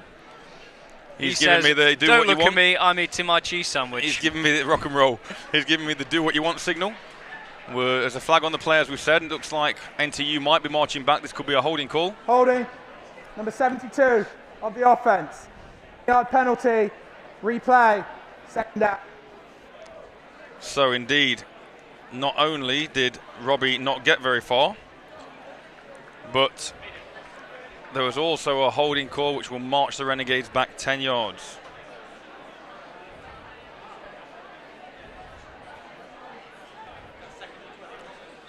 That will bring up 2nd and 20. So again, the University of Nottingham defence really come out in this second half firing as Doherty looks to the air again. He looks to the right. There's no one there. He's now directing his receivers as he rolls right. He puts a wobbly floaty ball up and out of bounds. And the jeers as Peter Adams knocks over the bin. Peter Adams had a tremendous game so far, but I think he needs to tie that up, otherwise that's the first time he's been tackled. He may be fined for littering if he's not careful, and that comes with more than a 15-yard unsportsmanlike conduct penalty. £60 fine, I think. £60 fine. Or is it up to £1,000 now? I can't remember. And he's wandered back into the crowd as if no one noticed, but we all got that number 10, Peter Adams littering Harvey Haddon. So, really important play on both sides of the ball this time. 3rd and 20 for the Renegades. Interesting that he's not picked that up. Clearly not an environmental student. Coach Brittle on the sideline there, having a word with him about his footwork and agility as Doherty drops back and looks to the left. He's got a man over the middle and he throws it behind his intended receiver. That looks like being Gons over the middle. Yeah, number 84 there, Gons. Gons in his 4th season for the NTU Renegades, so a well-established player with the squad, and a very key player, and certainly one of the most athletic players on the squad. So 4th down. Trent, great defensive effort at the start of this second half by the University of Nottingham. Really come out with the bit between their teeth. 2 returners back, a low snap, and it's not the best of kicks, a sort of flat wobbling kick which takes a bit of a Renegades bounce, and the University of Nottingham will take over 1st and 10 on their own 24-yard line. So it'll be interesting to see what the Uni of come out with this time round. Obviously they've been throwing towards Peter Adams and I've forgotten his name. Peter Adams and Tom Morris, yeah. Tom Morris, of course. Number 10, number 80, respectively. The 2 big guys out there on the flanks, as it were. Fortunately, though, Peter Adams isn't on the field currently because he's just gone off to get a litter picker. Oh no, he is. There he is on the top side of the screen. He's there, as far away from the bin as he could possibly be. So 1st down, University of Nottingham. Sam Wright still in at quarterback for this first drive of the second half. 3 receivers to the left, and he looks to his left, and he's got a man. And his man number 9 is still on his feet. Fantastic. Jacob Cheatham with the reception there.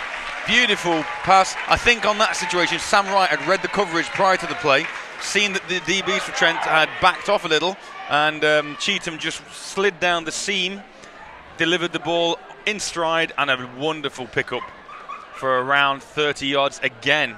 And when when the University of Nottingham move the ball, they pick up big chunks of yardage. They certainly do. I mean, the running game hasn't worked for them as of yet, but the passing game certainly has. So 1st down, University of Nottingham. Trip to the right this time, and it's a jump. It could be a free play. It's going to be a free play, and the ball is put up. And I think that's going to be an offside call, but then again, I've been wrong before, so... That's the likely call, looking at what happened there. Hard snap count from the University of Nottingham, forcing the defenders to jump. Let's see what Mr. Brooks Lewis comes out with.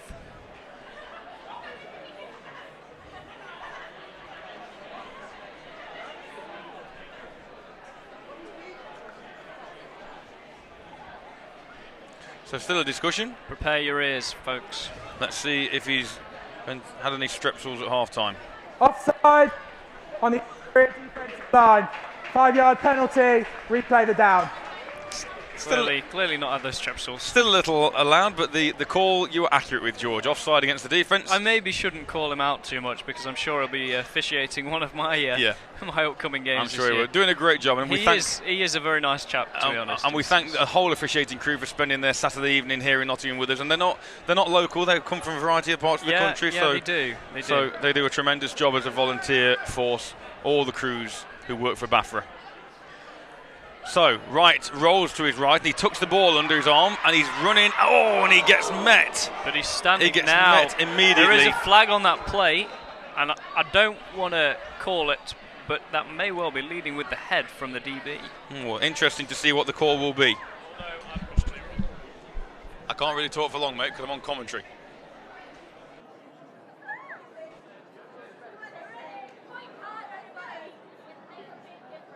Just going to see what they come out with. Be interesting to see, as it did appear the DB was leading with his head, but as I've been wrong before during this game, we'll see what he comes out with. After the play was over, personal foul, late hit, number 81 of the offense. Penalty will be enforced, 15 yards. The down will count, 2nd down. Interesting that it was a late hit call. So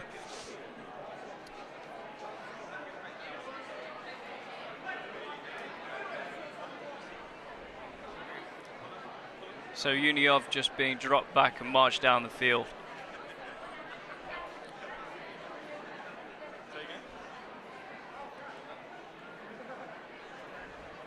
So again, the momentum changing back in towards the Renegades' favour as Uniov line up with the doubles, 2 left, 2 right. Wright just calling his play. dropping back. Deep ball, looking for number 80, Tom Morris there, with number 21 of the NTU Renegades just in coverage, Joe Wood.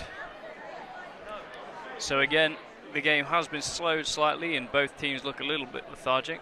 NTU obviously just had a huge favour there from the penalty.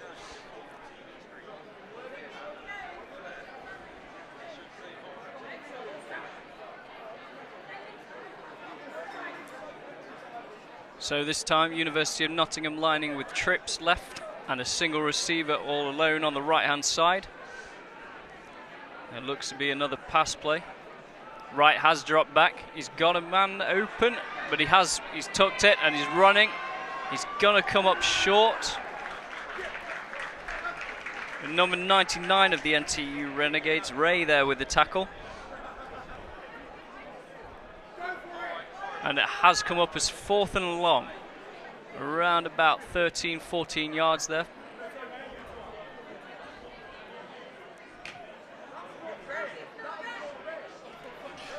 I'm back, George. You are back. Apologies Taking about that. phone calls in the middle of commentary. Yeah, unfortunately, my old man said, I'll listen to the stream this afternoon, listen to the stream. He's decided to phone me while I'm on air and said, I can't find the link. Can't find the link. Let's recap as University of Nottingham line with trips right and that single receiver to the left. 4th and long. So it is likely to be another pass play, although we have seen Wright run a couple times, but he has dropped back. He's got a man deep. Good coverage. But it is great coverage there. Bigger receiver, looks like number 46 of the NTU Renegades, Lewis Hyde, who's in his first year for the Renegades. Intended receiver was Jacob Cheaton, again, number 9 for University of Nottingham. Lewis, a slightly taller DB rather, but he's been a real good player this year for the Renegades. Anyway, in an attempt not to put my dad down too much, good afternoon, Steve Walker, and thanks for attempting to support your son and obviously the venture we've currently got going here. Anyway, it is currently, the score remains University of Nottingham 6 and the NTU Renegades 12 as the Trent outfit take over 1st and 10 on their own 35-yard line. Doherty still back at quarterback. 2 receivers to his left at the top of the screen, 1 to the right. Robbie Jones in at halfback. And Doherty drops back, Robbie looking to protect him. Rolls to his right. Been flushed out of the pocket and floats another ball. He has, although he seems to. That's Sam Wright dropping the ball on the field side and hearing it from the crowd. Yeah, certainly quick to call out the university players as they. So, 2nd and 10. It's good for me that both teams are still trying to go to the air and trying to put a spectacle on for the crowd rather than just... They are, but you've seen Renegades' running game working far better than the passing game. Indeed. And of course the passing game of the University of being better than their running game, which is quite interesting. In the British League you often find the running game is far better for both teams than the passing game. But, 2nd and 10. This time Jones does get it. He dances around in the middle a little bit and then he's dropped. He's dropped for a loss of 6 by a fantastic front 7 again. It does appear to possibly a blocker Simon that's gone wrong there as he ran straight into the back of his own player. University of Nottingham charge led by number 69, Di Chapman. Putting Trent in all sorts of trouble, 3rd and 16. So not much going for either teams of the first couple of series of this 3rd quarter.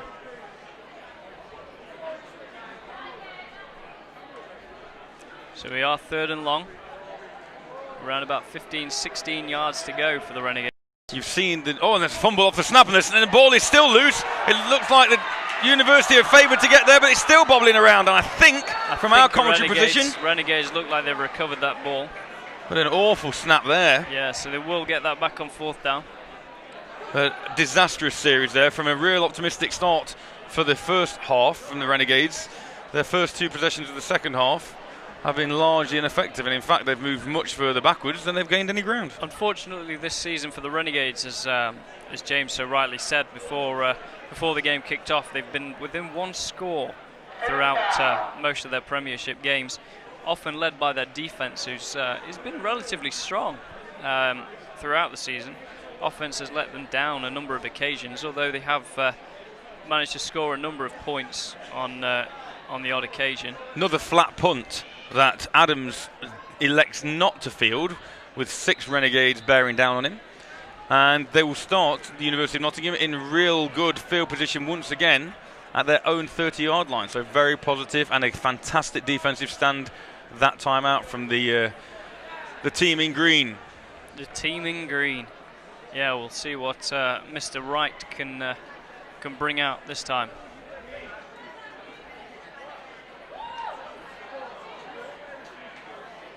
So they will start on their own 30-yard line, but relatively good field position as it is a slightly shorter field, around about 5 yards shorter. It is. We have no 50-yard line here. We basically have a 45-yard line going both ways. So it's only a 90-yard field here in Nottingham. It's right. 10 yards shorter. Is that not what I said? I said 5 yards. I was correcting myself. Okay, fair enough. As number 29 for the University of Nottingham, Joe Beams picks the ball up on first down and manages to get beyond the line of scrimmage for a pickup of 2. We have managed to get a replay. Did you see that? You weren't even looking. Have we got a replay? Have we got a replay of Matt not looking at the replay? That is the end of the third quarter. So another ridiculously quick quarter. And when you consider it's not been the fact that the ball's been on the ground a lot in terms of the running game, the ball's been through the air, there have been incompletions. That is a remarkably quick third quarter.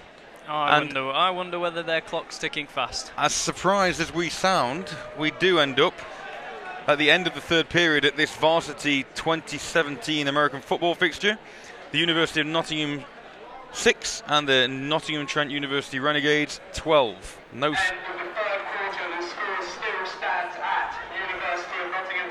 No scoring in this second half at the moment. But University of Nottingham, you just feel, have gained the ascendancy in this second half as a result of their defensive efforts. Yeah, the Renegades having an awful last offensive series, which is unfortunate, but University they've capitalised on it. So remember, at the start of this fourth quarter, we're still really interested to hearing from you if you're out there. Get in touch with us on social media, Twitter. It's hashtag NottsVarsity as Wright takes the ball on first down. Drops back and looks, and it's no one in sight, really. We're just going to drop down now to our sideline, where we've got Alex Curry. We introduced Alex at the beginning of the game. He brought you the halftime show.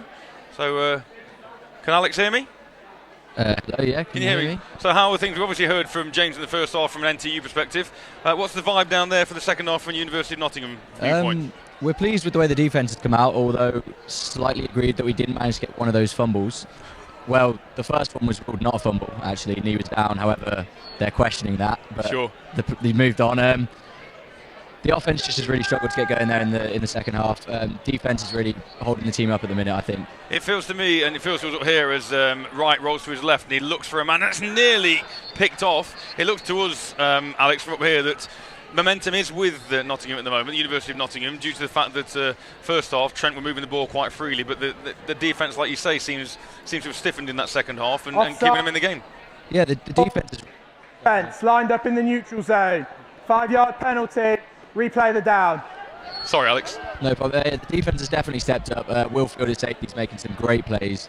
Trent do seem to be playing different running back, which I think is helping us. I'm not sure if there's an injury or something there, but they're struggling in the air, Trent are, and without that run game being as strong, hopefully Uni are looking to establish that defence, but now it's just getting something going offensively.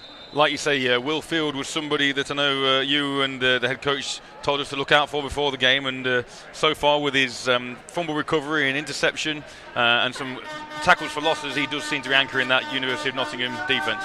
Yeah, he's definitely playing, he's having a great game for sure.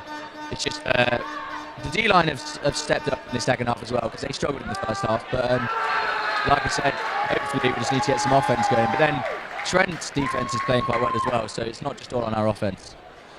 Right, brilliant. Thanks for that, Alex. We'll maybe put down to you later on. Cheers. Thanks. Okay, cheers. And as we mentioned that about the University of Nottingham defence, graduate David Isignon comes through with a big tackle. Yeah, Warriors extraordinaire. Playing in Europe this year. Coach Messam did highlight to me earlier on that obviously there are a number of players.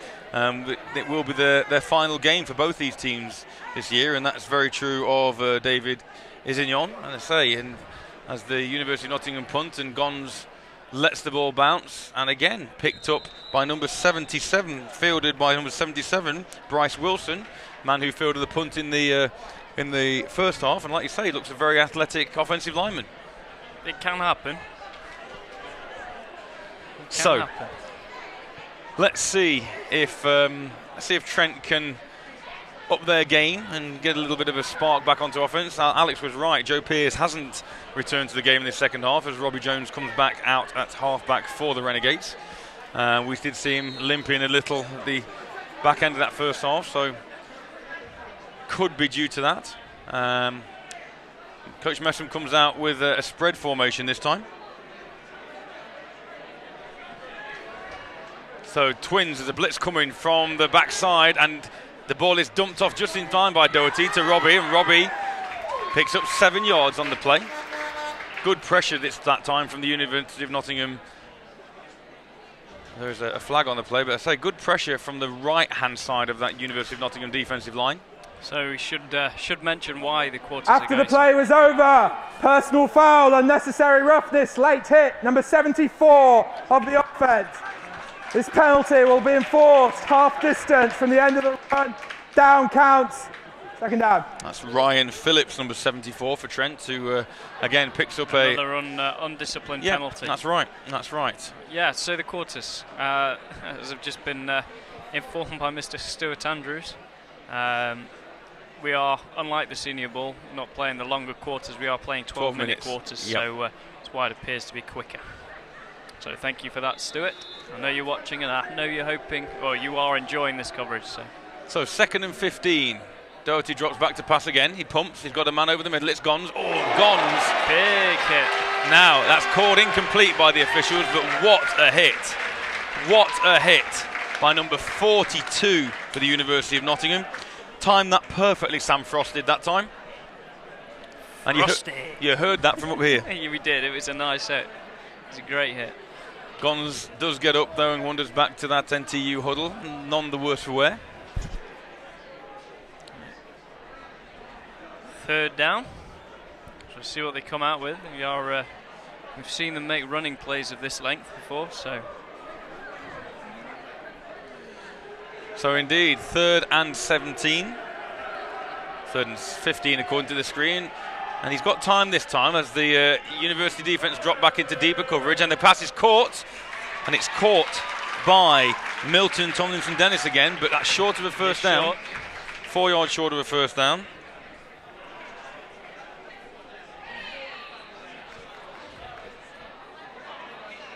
So it appears that Trent will send out the punt team with this slender 6-point lead in the 4th quarter, and as we've mentioned, time is going very, very quickly due to those 12-minute periods that we mentioned. Just looking at currently what we've got on YouTube. We've currently got 210 of you watching out there, so thanks for your support. As the ball is up high and the punt is away, another bobbly punt, and takes a nice Renegades bounce, and it keeps bouncing, and it carries on bouncing down, stopping at the University of Nottingham 12-yard line. And speaking of the University of Nottingham, you're going to have to speak into here because we've not got a mic for you. A young man who we mentioned at the beginning of the broadcast has joined us, Mr. Will Hobbs. Not sure why, but... Hi, how's it going? Very well, how are you? Yeah, very good, thank you. So, common knowledge about this yet, before I say anything more? Not really. Okay, well, therefore we won't go down that line. You've obviously, we've mentioned at the beginning your history. You've well travelled in the game from Hull to Tamworth to Nottingham, Caesars, University of Nottingham. You've currently obviously managed to secure yourself a professional contract out in Switzerland this year with the Calendar Broncos. Yeah, that's right. How's that experience been so far? Oh, it's fantastic, absolutely fantastic. They're a really good team, really good organisation. Really enjoying the coaching over there, and yeah, it's good to be a part of that programme. From the perspective of the British game, and you've been involved with the British game, what, how many years now since you started? About 8 years. 8 years. 16 seasons. Yeah. 16 seasons? 15, 16. Is it that long? Am I that old? Dear God. But anyway, you've been involved in the game, obviously, in this country for a long time. How, from what you've experienced out in Switzerland, how is the game different? What makes it professional out there? I think there's a lot of difference in kind of the setup, coaching and organisational. I think there's a lot more responsibility left to the players and positional coaches to develop those players. I think that shows on game day, and it's just a nicer setup, I guess. You played in varsity last year. Was that the first and only time you played varsity? For UoN, Yeah. Yeah. Okay. A proper varsity. Nothing. Not that whole rubbish. What does obviously last year as well when you guys played? It's the only time that the University of Nottingham have taken one of these varsity games. Oh yeah. Stop smiling. Stop smiling. What does varsity mean? Obviously, having been a part of this whole setup, what does it mean to not only the players but the whole student body within the university? Because I say you've been in this stadium as many times, not as many, but a lot of times. But you never get crowds like this. So, what does it mean to the whole university setup? I think it's a great way to show the appreciation. Holding of number 72 of the offence. Penalty will be enforced. Half distance to the goal. Replay the down. We have to respect our referees and let them have their airtime. Yeah, we do. We respect referees well. Yeah, you remember that. Yeah, oh yeah. So go for it. What it means. It's a great way to show appreciation to the university for helping us out with this setup. It's the cost of a university football program doesn't come cheap, and it's nice to have that kind of link and bond with the student body and the team get together and a chance to show off what the team's been working on all year to try and achieve. I assume you know a lot of these boys in green on the sideline? Yeah. What do you think of the performance so far this afternoon? It's good. They're not quite living up to their potential. I think there's a couple of missed opportunities, but I know for sure they'll be playing their hearts out down there and really trying to bring home this win. We've mentioned Will Fields quite a lot in commentary. A guy you know? Yeah. He's had a real big impact so far with the interception, fumble recovery, some big tackles for losses. Yeah.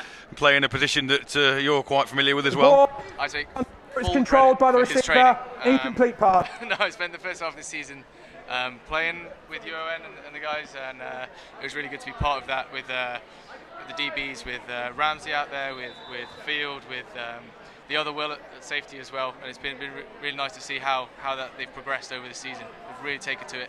He was a receiver last year, and just to step in and start laying out those big hits and really showing that you can turn to be a real force at defence. But he's got the size, definitely, and obviously you can see he plays the game really intelligently as well. And we've been talking, George and I, about MVPs, and he's definitely up there for this game. As Wright drops back and he puts the ball up, a risky ball, and it's just out of the stretched arms of Tom Morris. Just on for a tangent a minute. Do you know Peter Adams very well? I do, yeah. So can you have a word with him, make sure before he leaves that he clears up the mess that he's created on the sideline? That'd be really good if you could do that for us. I'll have a word. I'll see what he says. No foul. Roughing the passer, number 10 of the defence. 15-yard penalty, automatic. First down. So University of Nottingham get themselves out of a hole there, courtesy of another piece of indiscipline by the Renegades defence, and that will be an automatic first down for the University of Nottingham out to their own 16-yard line. Sorry, 21-yard line, my mistake. So what's the plan after varsity then? When you guys leave here, when are you back to Switzerland? Head back on Tuesday, back into training Thursday, Friday. Got a big game coming up against Winchester Warriors away. They're coming up in, I think, third at the moment. We're trying to hold on to our first place. You're undefeated so far, is that right? Yeah, that's right. Yeah, it's been a really good start to the season. Just got to keep hold of it. I think just about everyone in Switzerland is wanting us to lose at this point, apart from our really good fans that we've got.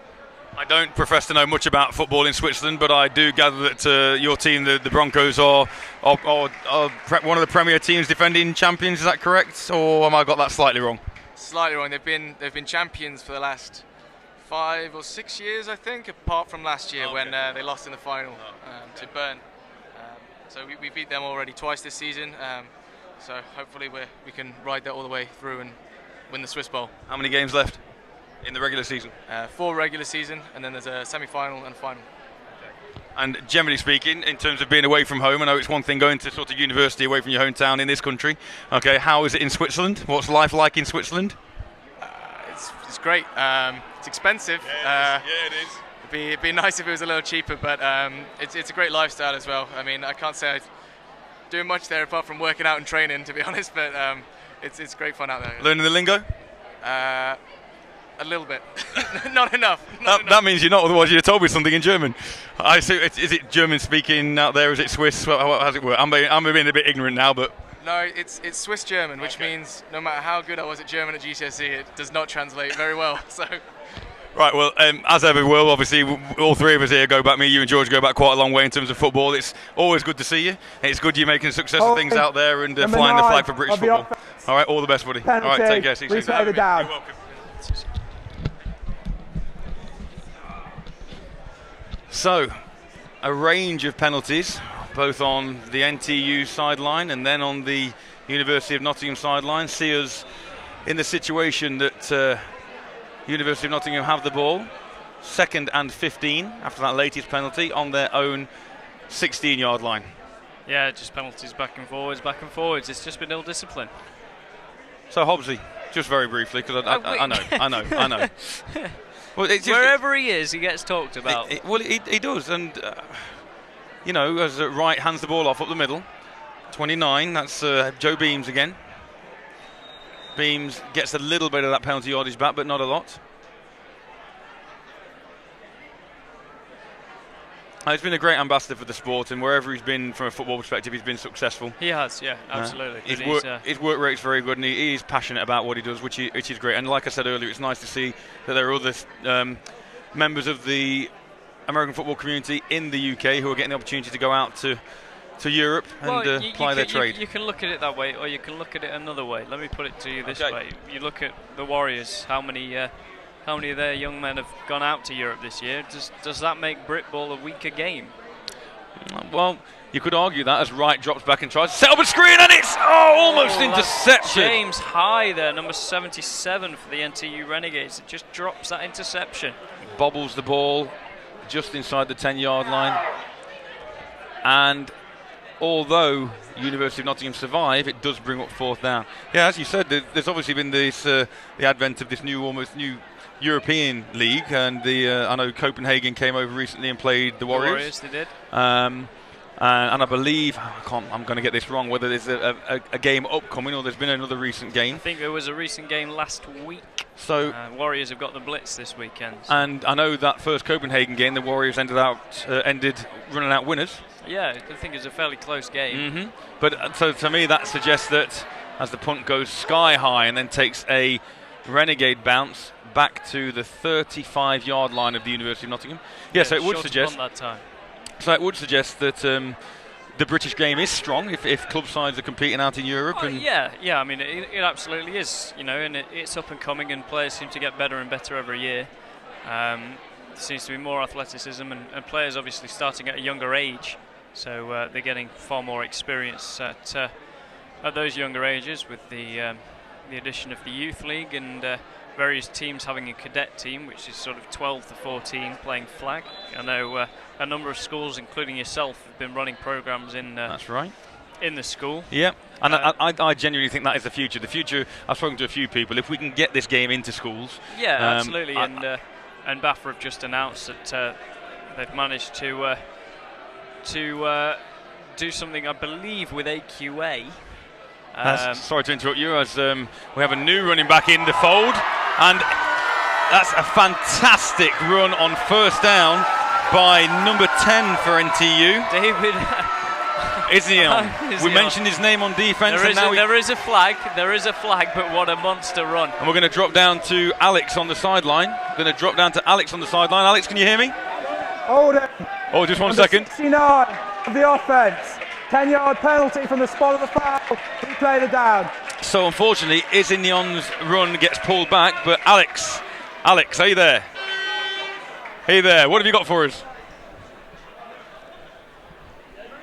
Just waiting for him to... Hey there, go for it. Alex, are you there? Oh, he's there, we've got him. Yeah, sorry. You're on. That's all right, there's a microphone in your hand and you tend to talk into it and we can hear you. There you go. I couldn't hear you there No problem. Yeah, it's a big play call back there for Trent. On the D lineman in there at running back, actually. Yeah. Who gave up one of their penalties earlier on. We were made aware that late in the game, Coach Messing was going to try and bring in some of the graduate players as Isignon keeps hold of the ball. He's made a hurdle. Nice stiff arm onto a hurdle. Picks up. He is an absolute beast. Picks up 10 yards. So yeah, Alex, Coach Messam said to us that later in the game he was going to try and bring on some of his graduates this will be their last game, and switch them into unfamiliar positions almost. And I think that must be what the aim here is with Izignon as. I mean, he's a big, powerful player, so he can definitely fit in at running back, as he's shown there, but unfortunately brought back for that penalty. But then getting another run going straight after. So is belief still alive on that that University of Nottingham sideline? Yeah, so the defence are quite pumped up. They feel they've had a very good game, and I'd struggle to argue with that. It's just the offence, little bit heads down. There's just some miscommunications there between receivers and the quarterback, and it is hard as a receiver from experience when you think the ball's going to be in one place and then it's not. Sorry to interrupt you. Robbie Jones there with a big run. And that will be a first down. I'll ask now, Alex, just because we may get to speak to you again, but we might not on air. We've just had Will Hobbs up here. We just had a chat with Will. Yep. Did you play with Will last year? I did play with Will last year. What are your opinions of him, apart from he's one of the most big-headed players that you've ever met? Will's a great guy, great leader on the field. Yeah, he is.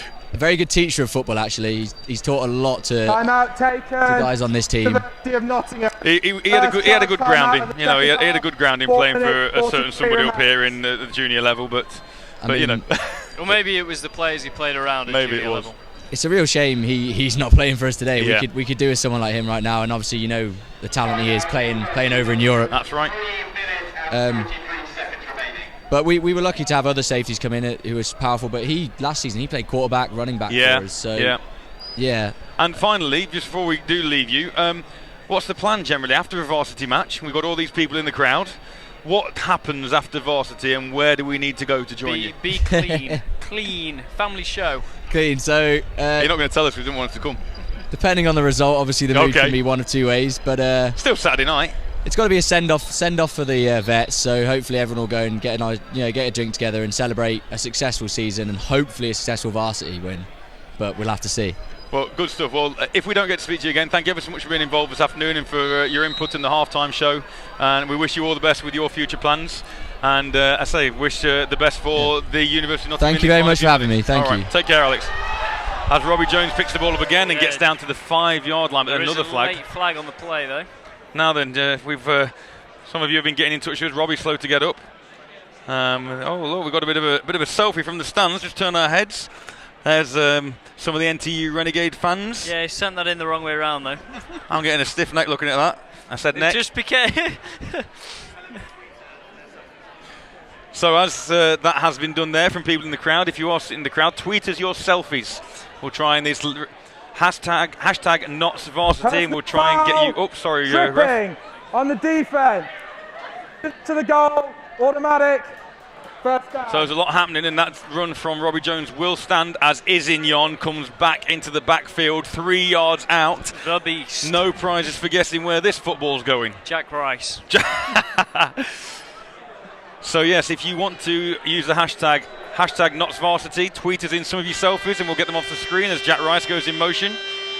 And Izignon gets the football, trundles through, and they're waiting for the signal. No signal yet, and there is Touchdown. Now the signal from the graduate. NTU Renegades. David Izignon, the beast. And what a way to finish your American football university career as Coach Messam goes crazy on the far sideline. And that may well be enough for the Renegades to secure their 7th varsity win in 8 tries on the American football pitch. Kind of predictable, that one. Yeah. Nothing more to say. So, unfortunately, we don't have access to a game clock up here, so we're kind of guessing in terms of what time has passed in real time. I would suggest there are maybe about 3-4 minutes left in this one, which probably doesn't give the University of Nottingham that much time to get themselves back into this. But nevertheless, stranger things have happened. Stranger things have happened. As the kick is up and it's tipped and missed. It is no good once again. So, deep into the 4th quarter, the score will remain University of Nottingham 6, the Nottingham Trent Universities. A team from Nottingham is going to win this game. That's my prediction. The green team 6 and the pink team 18.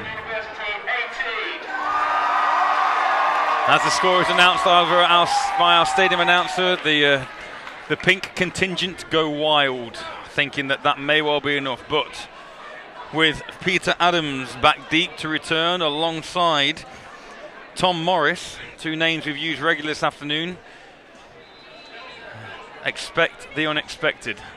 You can expect that when the University of Nottingham offence come out, the ball will be in the air and those two guys will be targets again, as Gomes kicks the ball off and it's deep and it's fielded in the end zone, and Adams decides to take a knee, and it'll be 1st and 10, University of Nottingham at their own 20-yard line. So monster kick. As a game, there's been some highlights. Yeah. We've seen some lovely runs from on the whole from the Trent side. We've seen some beautiful long gains through the air from University of Nottingham receivers. Not a lot of replays though. Not a lot of replays, and the one replay we did have we missed. But never mind. So let's see how aggressive the University of Nottingham are going to be on 1st down. You'd expect they've got to take some risks now, as they've got twins. Absolutely. It's 18-6 deep in the 4th. Twin receivers to the left and twin receivers to the right for quarterback Sam Wright. He needs some time from his offensive line, and he's got his time. He's got a man out wide, and he's picked up. Great catch again. Tom Morris called his name again. 9-yard pickup. Good tackle immediately as the catch is made. Yeah, Joe Wood there making the tackle. Bring up 2nd and 1, but that clock will continue to run with the fact that the pass has been completed.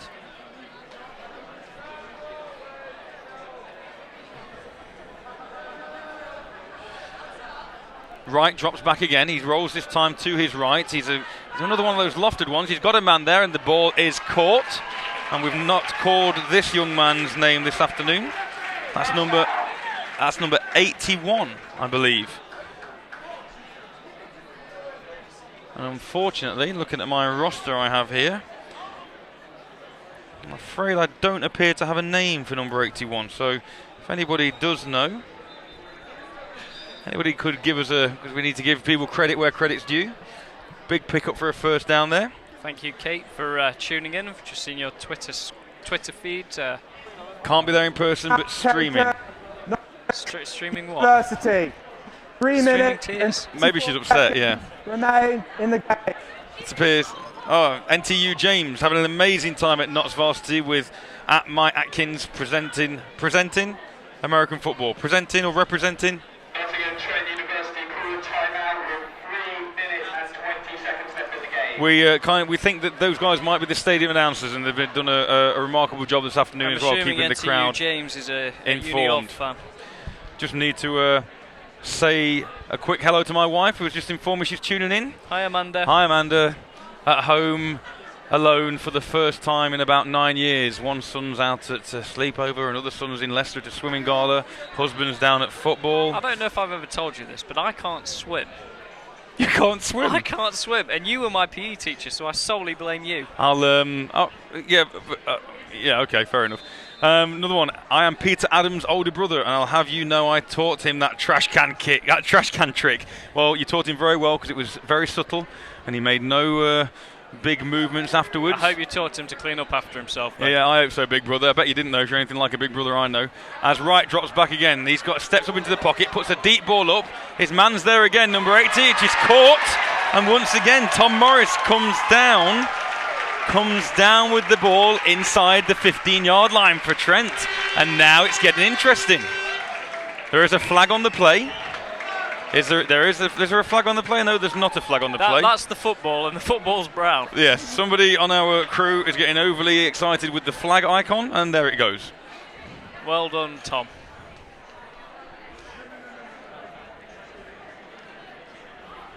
So, 1st and 10 on the 14-yard line for Trent, as Wright has a man in motion, and it looks like being a jet sweep, but Cheatham pulls the ball down. He looks to pass, and it's caught, and that is a touchdown for University of Nottingham. Number 80, Tom Morris. Great grab on the sideline. But what in the back of the end zone, should I say? Real toe-tapping catch. Ballerina, tap dancer. Good concentration. We have a replay. So look at this. So Cheatham comes on the jet sweep, looks to pass, then looks to run, stays on his feet, eyes downfield, And a great catch in the back of the end zone, covered by the replay icon. But what great concentration all round. Great grab. Cheetham sold the fact he was going to pass to begin with, then took off as if he was going to run on that jet sweep, then kept his eyes downfield, saw Morris make a move to the sideline and threaded the ball beautifully to keep this game interesting right towards the end. Wow.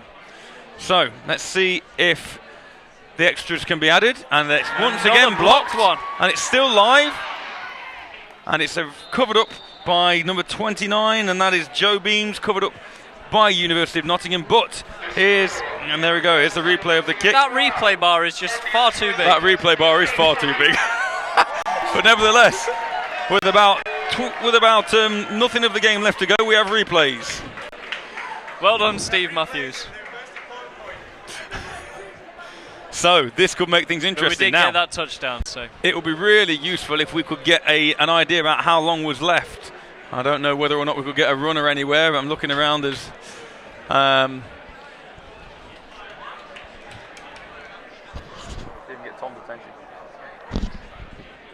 So be interesting now whether or not the University of Nottingham elect to pin Trent back deep and rely on that stout defence, or whether they go for an onside kick to try and recover the ball immediately. It would appear, looking at numbers out there, that Trent have their hands team out on the field and very much hustled up within 10-15 yards of the ball. We think there is around 2 minutes 40 left in this one, in the 2017 Varsity from Harvey Haddam Stadium here in Nottingham, where the Nottingham Trent University Renegades currently lead the University of Nottingham students by a score of 18-12, but the University of Nottingham definitely in the ascendancy again. 2 minutes 40 is a long time in this game, particularly if you can use your timeouts and stop this Trent side with a 3 and out. So halfback Beams to kick the ball off, and they do squib kick it, and it's fielded very well. And it's taken back by Gons, I believe that is.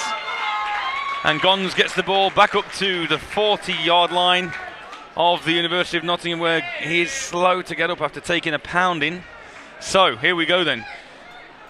Maybe one more turnover from the University of Nottingham just to put them and give them an opportunity. All they want really is a 3 and out from Trent to give them one more opportunity with that passing game that's proved successful so far.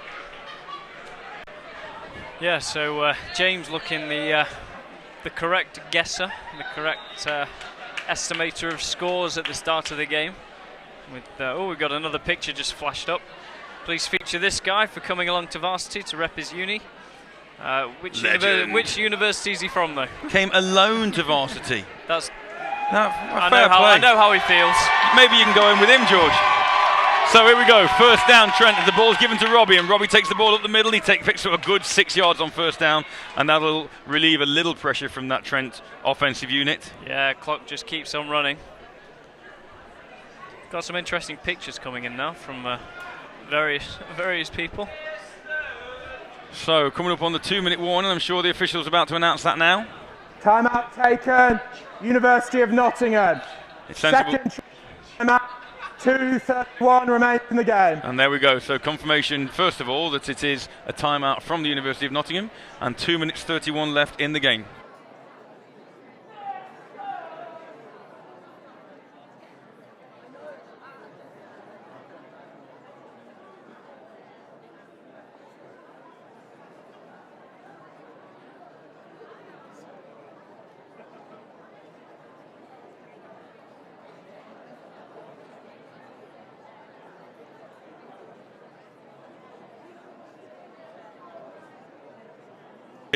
Oh, I'm back in. So professional. So, after that timeout from the University of Nottingham, 2 minutes 31 left in the game. Second and five for the Renegades. Stick with us after the game, because we're going to get down to the sideline and try and conduct a few interviews as Doherty hands the ball off again to Jones, and Jones is immediately stopped this time. And it'll be interesting to see whether or not University of Nottingham use their final timeout. Indeed they do. They call their final timeout prior to the 2 minute warning. Some of the view of the crowd there, the University of Nottingham crowd getting excited. University of Nottingham, Third and final timeout. 2 minutes 26 remains in the... So still more than 2 minutes and a huge play here. Yeah, University of Nottingham definitely a bit better on that interior defence this series. So I think they were expecting the runs to be coming. So it'll be interesting to see if Coach Messam puts a pass play in there. I would. Well, I'm not sure actually whether he'll go for it on 4th down or not. But Rice in motion. Doherty with the football. Izinion in the backfield again, and he is met. And that's a good stop by the University of Nottingham defence. That ball might have even slipped out there as an NTU player dives on it on the pile, and that should bring us to the 2-minute warning. Does also bring us to 4th down, so it'll be interesting to see what they do at this point. That's number 46. Number 46 for the University of Nottingham tries to ramp the crowd up.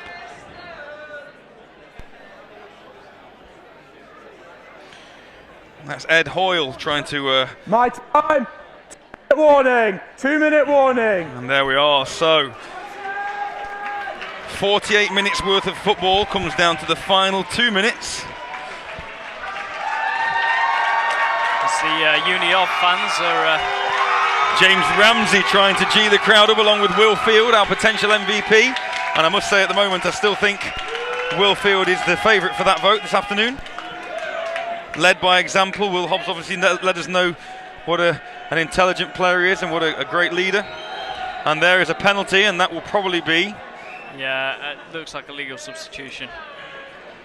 Illegal substitution on the offence. 12 men in the formation. 5-yard penalty. Replay. I got one, Coach. I got one. Coach, I got one. The sun even shines on the dogs someday. So... Even a blind squirrel gets a nut every now and then. So back deep for University of Nottingham, the cheerleader James Ramsey as the ball is up, and Gons tries to pin him and pushes it to the corner, which is that's a good punt. Just takes a University of Nottingham bounce, and Trent will have one final opportunity as James Ramsey goes wild coming towards the University of Nottingham sideline. Yeah, wanted to hear it. The UoN fans have just gone mad. So they got a chance. Based on what Wright and Morris and Adams have been doing this last period, you've got to think that the University of Nottingham do have a real chance of coming away with at least a tie here. Yeah, I mean, I'm not quite sure what the varsity rules are if there is a tie as to whether they go into extra time, but we could be finding out. We'll try and find that out for you. So here we go, 1st down and 10. 20-yard line, University of Nottingham football, twins to the left, twins to the right. Wright drops back, he puts the ball that same place, and guess who? Tom Morris again. Yeah, he's got out of bounds to stop that clock this time as well. So that clock's going to stop. Give them a bit of time to talk and organise the next play. Pick-up of 11 and a University of Nottingham 1st down. Coach Giles will be becoming a little nervous at this point. So, looks nice and poised, Wright does in the pocket. Surveys the field. The Trent DBs are back in playing off quite substantially, apart from that one man at the top of the field. Wright looking for the ball as Izinion threatens to blitz, and he does come. Wright drops back, eyes downfield. It's a bobbly one, that ball. Bobbly pass, but incomplete, so the clock will stop. Ball comes out like a wounded duck. A wounded duck. I love that. Heard that once in commentary. I think it was a Boomer Esiason pass. I think I've said this before in commentary for Caesars games. You have. No, I think it was the Bucks game, was it not? One of the Bucks It may well have been, yeah. It may well have been. Anyway, back to the game. 2nd and 10. University of Nottingham ball on their own 30-yard line. Under 2 minutes left. Wright trying to construct a miracle drive to finish Varsity 2017. He takes the ball. He steps back up into the pocket. He's got time. He's got a man. Oh, there's actually nobody down the middle. Again, maybe a little bit of miscommunication, because looking for the seam down the middle and there was no one home.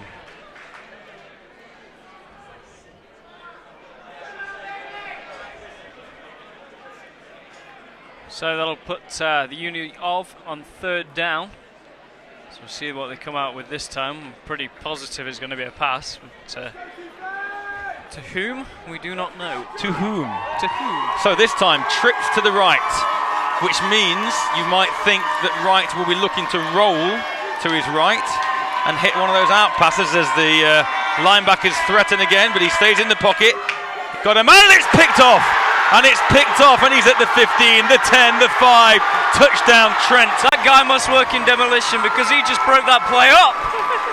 That's Lewis Hyde with the big pick 6 to finally put the game to bed for the Nottingham Trent University Renegades. As I said earlier, he does have some talent. It's the second time we've called his name tonight, and he's been doing that all season.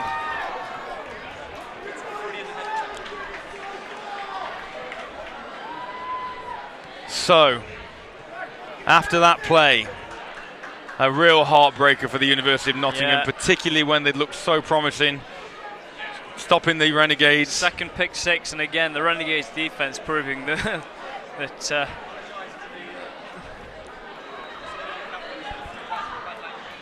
apologies, any of you who may have noticed some bad sign language there from our feed.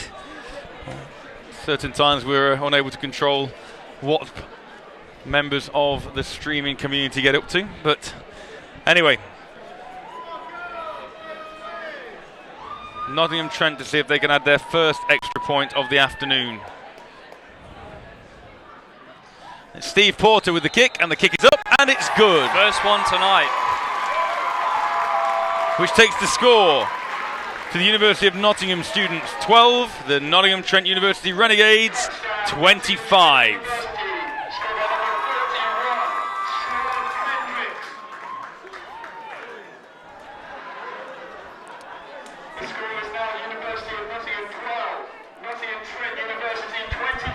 So to be fair, George, it's been a really entertaining game.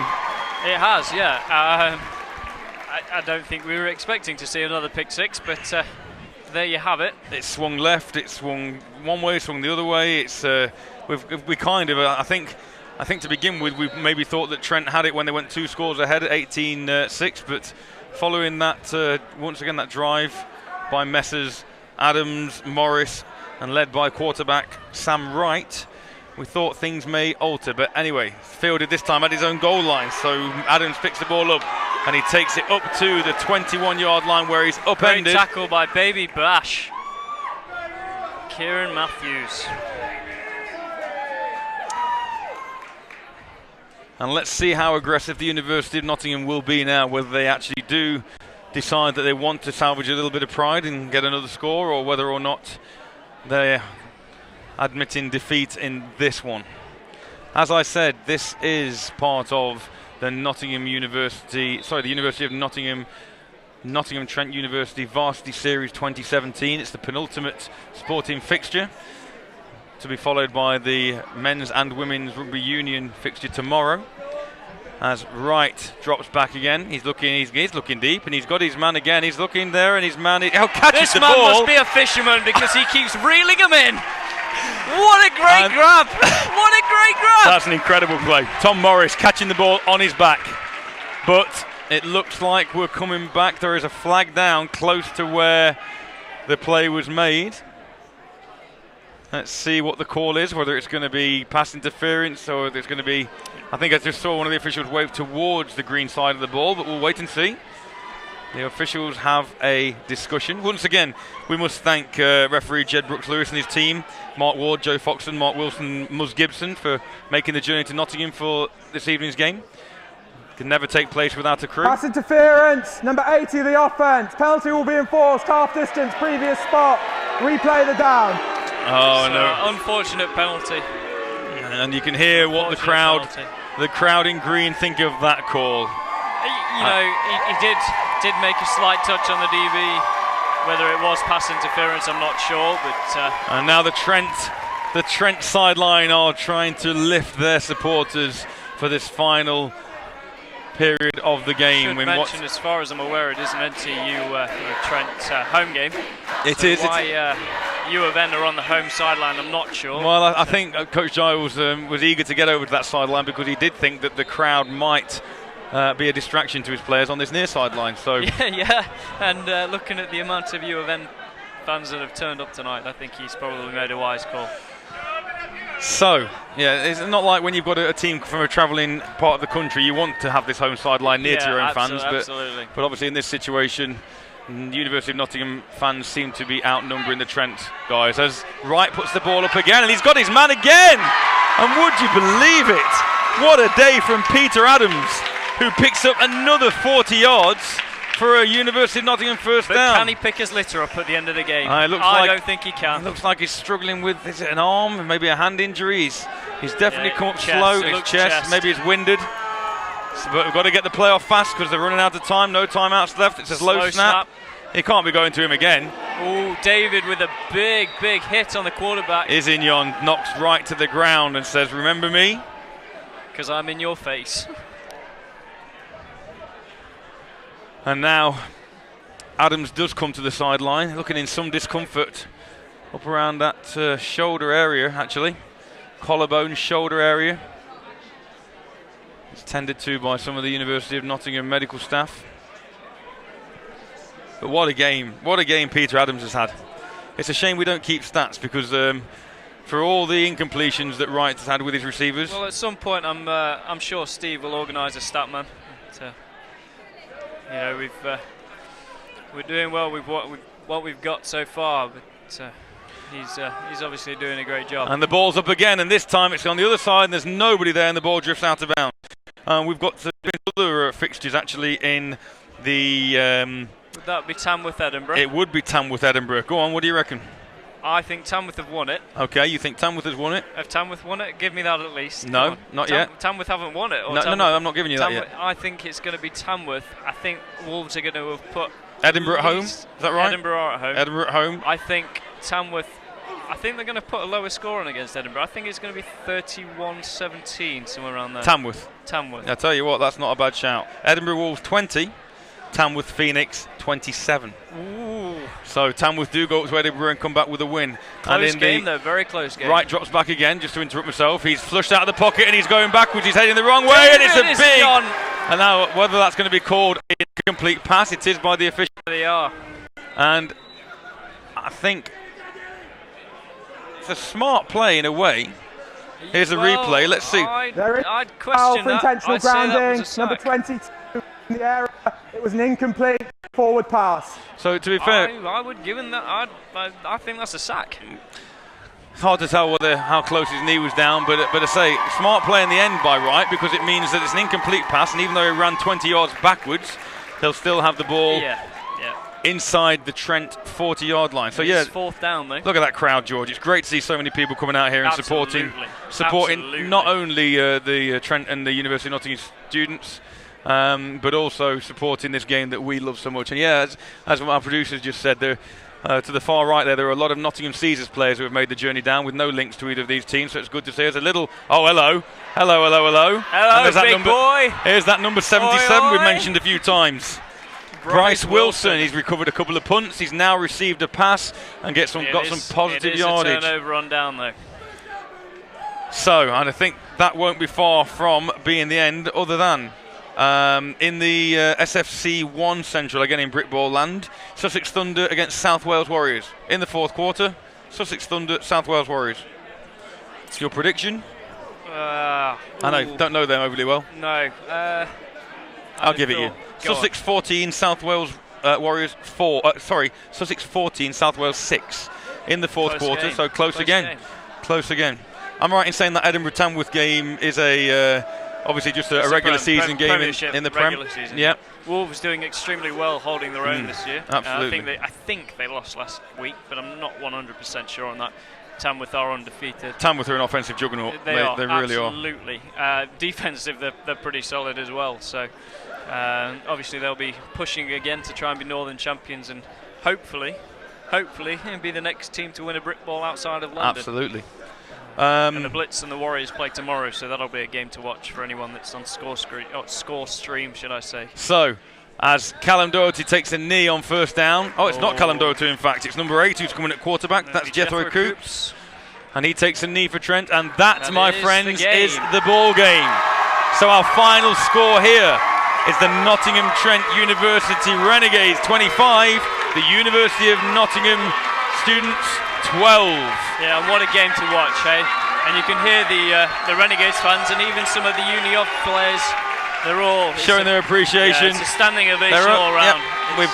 We've got everybody on their feet, left, right, and centre. So stick with us because we're going to head down to the field and we're going to try and catch a couple of players and maybe some coaches to get some final interviews.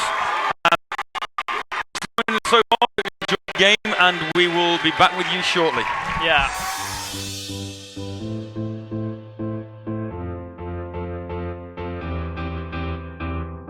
Varsity is a platform for the celebration of student sport within Nottingham. And I am proud to represent My team. University And City. in this historic competition. In the name of all the competitors and spectators. I pledge to uphold the true spirit of sportsmanship To respect our opponents. And the facilities. and communities. in which the competition takes place, We will respect everyone. regardless of our differences. We'll give everything for our teammates. Abiding by the rules. which govern our sports and the series overall. We win together. We lose together. For the glory of sport. May the best team win.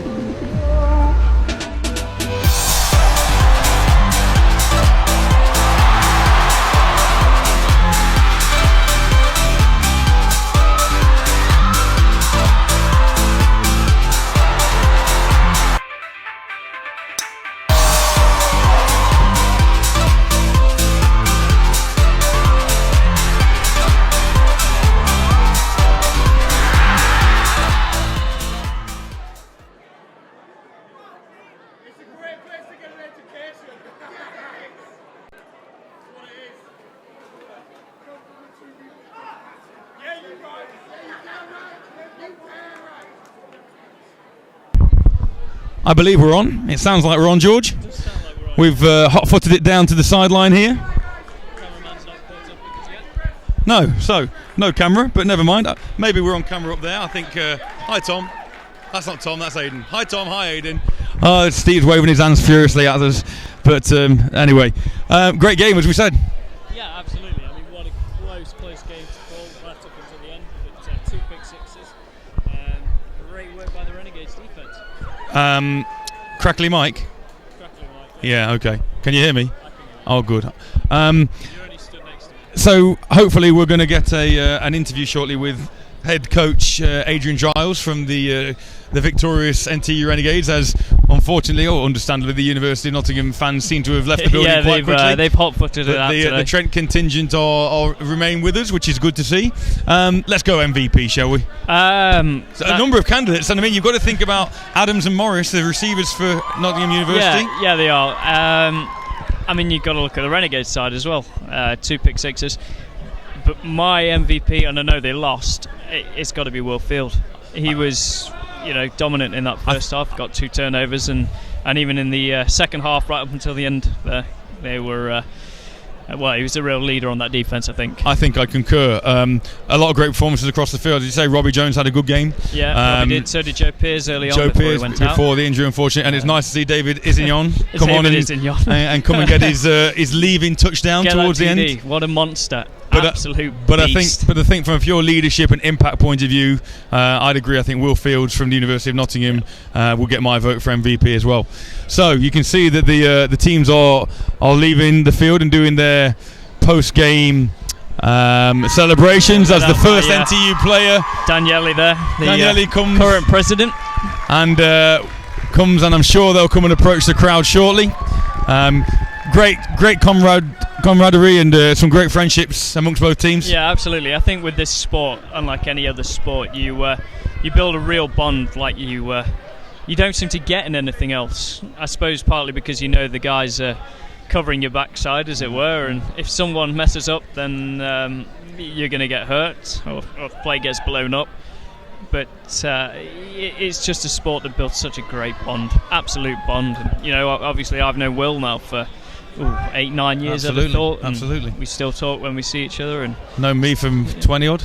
Yeah. Are you that old yet? No. Anyway, but yes, it's been a great afternoon. I should just despite the hairline, I am only 23. Are you really? I am, there we yes. go. I should just mention, if you've enjoyed what we've seen at home this afternoon on this Onside production stream, then we are continuing with this through Onside. Let's just have a wander over a little bit and just introduce you to our guru. Have you got that, Aidan? Have you got him in here? Over to the camera, Steve. Over to the camera, Steve. So this is Steve Matthews. This is the guy who's responsible for all the streaming all through the season. No, that's that's a huddle. They don't like you, Steve. You're not a cameraman. But as I said, as we focus in on the Trent huddle, the celebratory victorious huddle. If you've enjoyed what we've done this afternoon with this stream, I say Onside Productions also run a company called Caesars TV, and Caesars TV are covering all the home games for the Nottingham Caesars adult team. You can find us on YouTube, either at Onside Productions, or if you go to Caesars TV through the Nottingham Caesars website, which is www.nottinghamcaesars.co.uk. There's a link on there that says watch, and you'll be able to see our games broadcast live on there. You can also go to our YouTube channel and see previous fixtures. We've been lucky enough to cover the British University's final. We did that in Worcester this year, when we saw Leeds Beckett defeat the Portsmouth Destroyers in the Division 1 final, and we also saw the Stirling Klansmen get the better of the Durham. So, sorry to interrupt. Oh, sorry. Yeah. Just before Coach Giles comes over, we are also going to be bringing you the Leavers presentations, as it were. Fantastic. So I say we're very proud. I know Steve works ever so hard, Steve Matthews, to get all this together, and any of the guys you may have seen in orange jackets around the venue, the casting crew, cameramen and the runners and all the technicians, they do a hell of a job putting all this together. So check us out, have a look at our YouTube channel, Onside Productions or Caesars TV, and hopefully you'll stick with us a little bit later in this season for the remainder of the Nottingham Caesars home fixtures.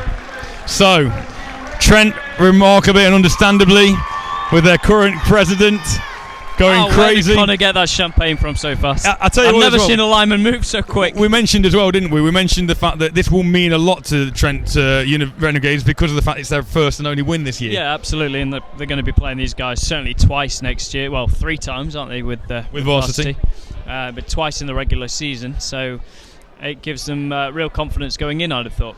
Well, I think Coach Giles said to me at the beginning, he said, we're using this as a springboard almost to the 2018 season. And I think there have been some positives, particularly on defence. I think made some plays when it counts, and the pick 6 which sealed the game at the end is a testament to that. But also offensively, some real talent. We know about Robbie. But also across the board, some speed with Natal and various other players, which give you a range of weapons. Yeah, they're a very athletic squad, where UoN are a very big squad physically. Trent. They're all Nottingham, aren't they? Trent are... no, don't say that.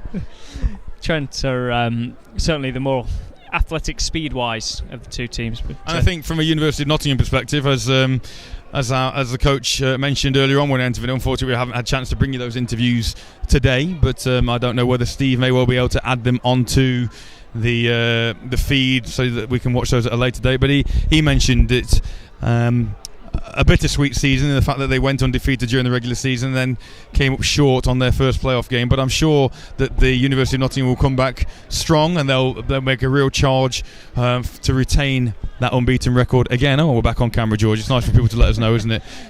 We are on camera. And now we're not. But I say, so plenty to look forward to for the University of Nottingham as well, despite the result here this afternoon at Harvey Haddon, as the sun continues to shine, and we've been very fortunate with the weather. Very little wind. Obviously, it's been clear all afternoon, perfect conditions for passing, and as a result, we've seen some great completions. And particularly, for me, actually, the play of the game was probably that last University of Nottingham touchdown. Yeah. Because it wasn't from the quarterback, it was a little bit of a trick play. Jet sweep turned into a half-back pass. Cheetah made a great pass just to get that TD, and what a way that grab was. It was incredible. And I believe this now is the you can see behind us the ceremony for graduating players, I believe, and the tunnel has been made by the Trent team to honour and recognise the players that have just taken the field for the last time in the pink jersey of Nottingham Trent University. Yeah, a number of guys leaving this year, and you look there from behind, and Daniele, the current president, and David, the middle linebacker slash running back now.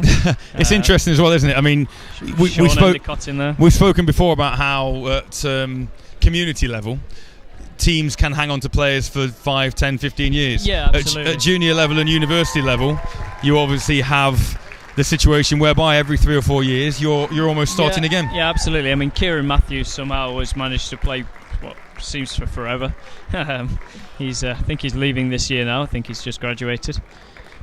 See if he comes. May through well see the him tunnel. coming through the tunnel there. May well see him coming through in the tunnel. But like you say, it means so much, and both of us having played, we know that you fight for every man, and every man is an integral cog in the machine. And Baby's just walking through now. And there he is going through now. Yeah, and it doesn't matter what your role is. Everyone has a role, and if you don't complete your role, then the machine of the team doesn't work. So great scenes here at the end of varsity to see these graduating players, and there he is. There's Baby without his shirt on. As usual. As usual. I mean, varsity is one of those that really brings the university students across both universities together. You've seen that here today, you know. There's big David Izzion coming through as well.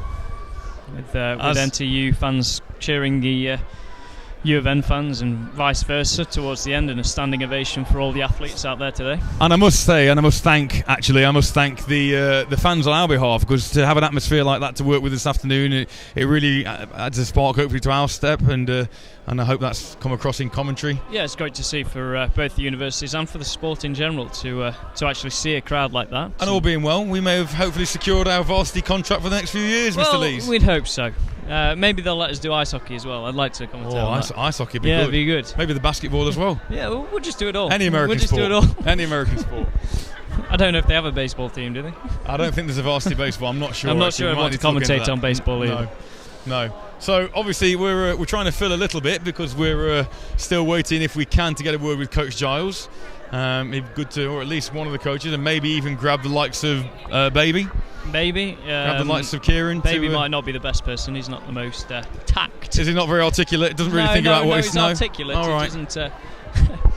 He's just not. Doesn't particularly consider what he's saying. Not sometimes. all there sometimes, I think. Okay, we're not after the watershed yet either, are we? It's only sort of 8:34, so. Yeah, we've got another half hour or so. So final thoughts from today's game at all? It was a great game.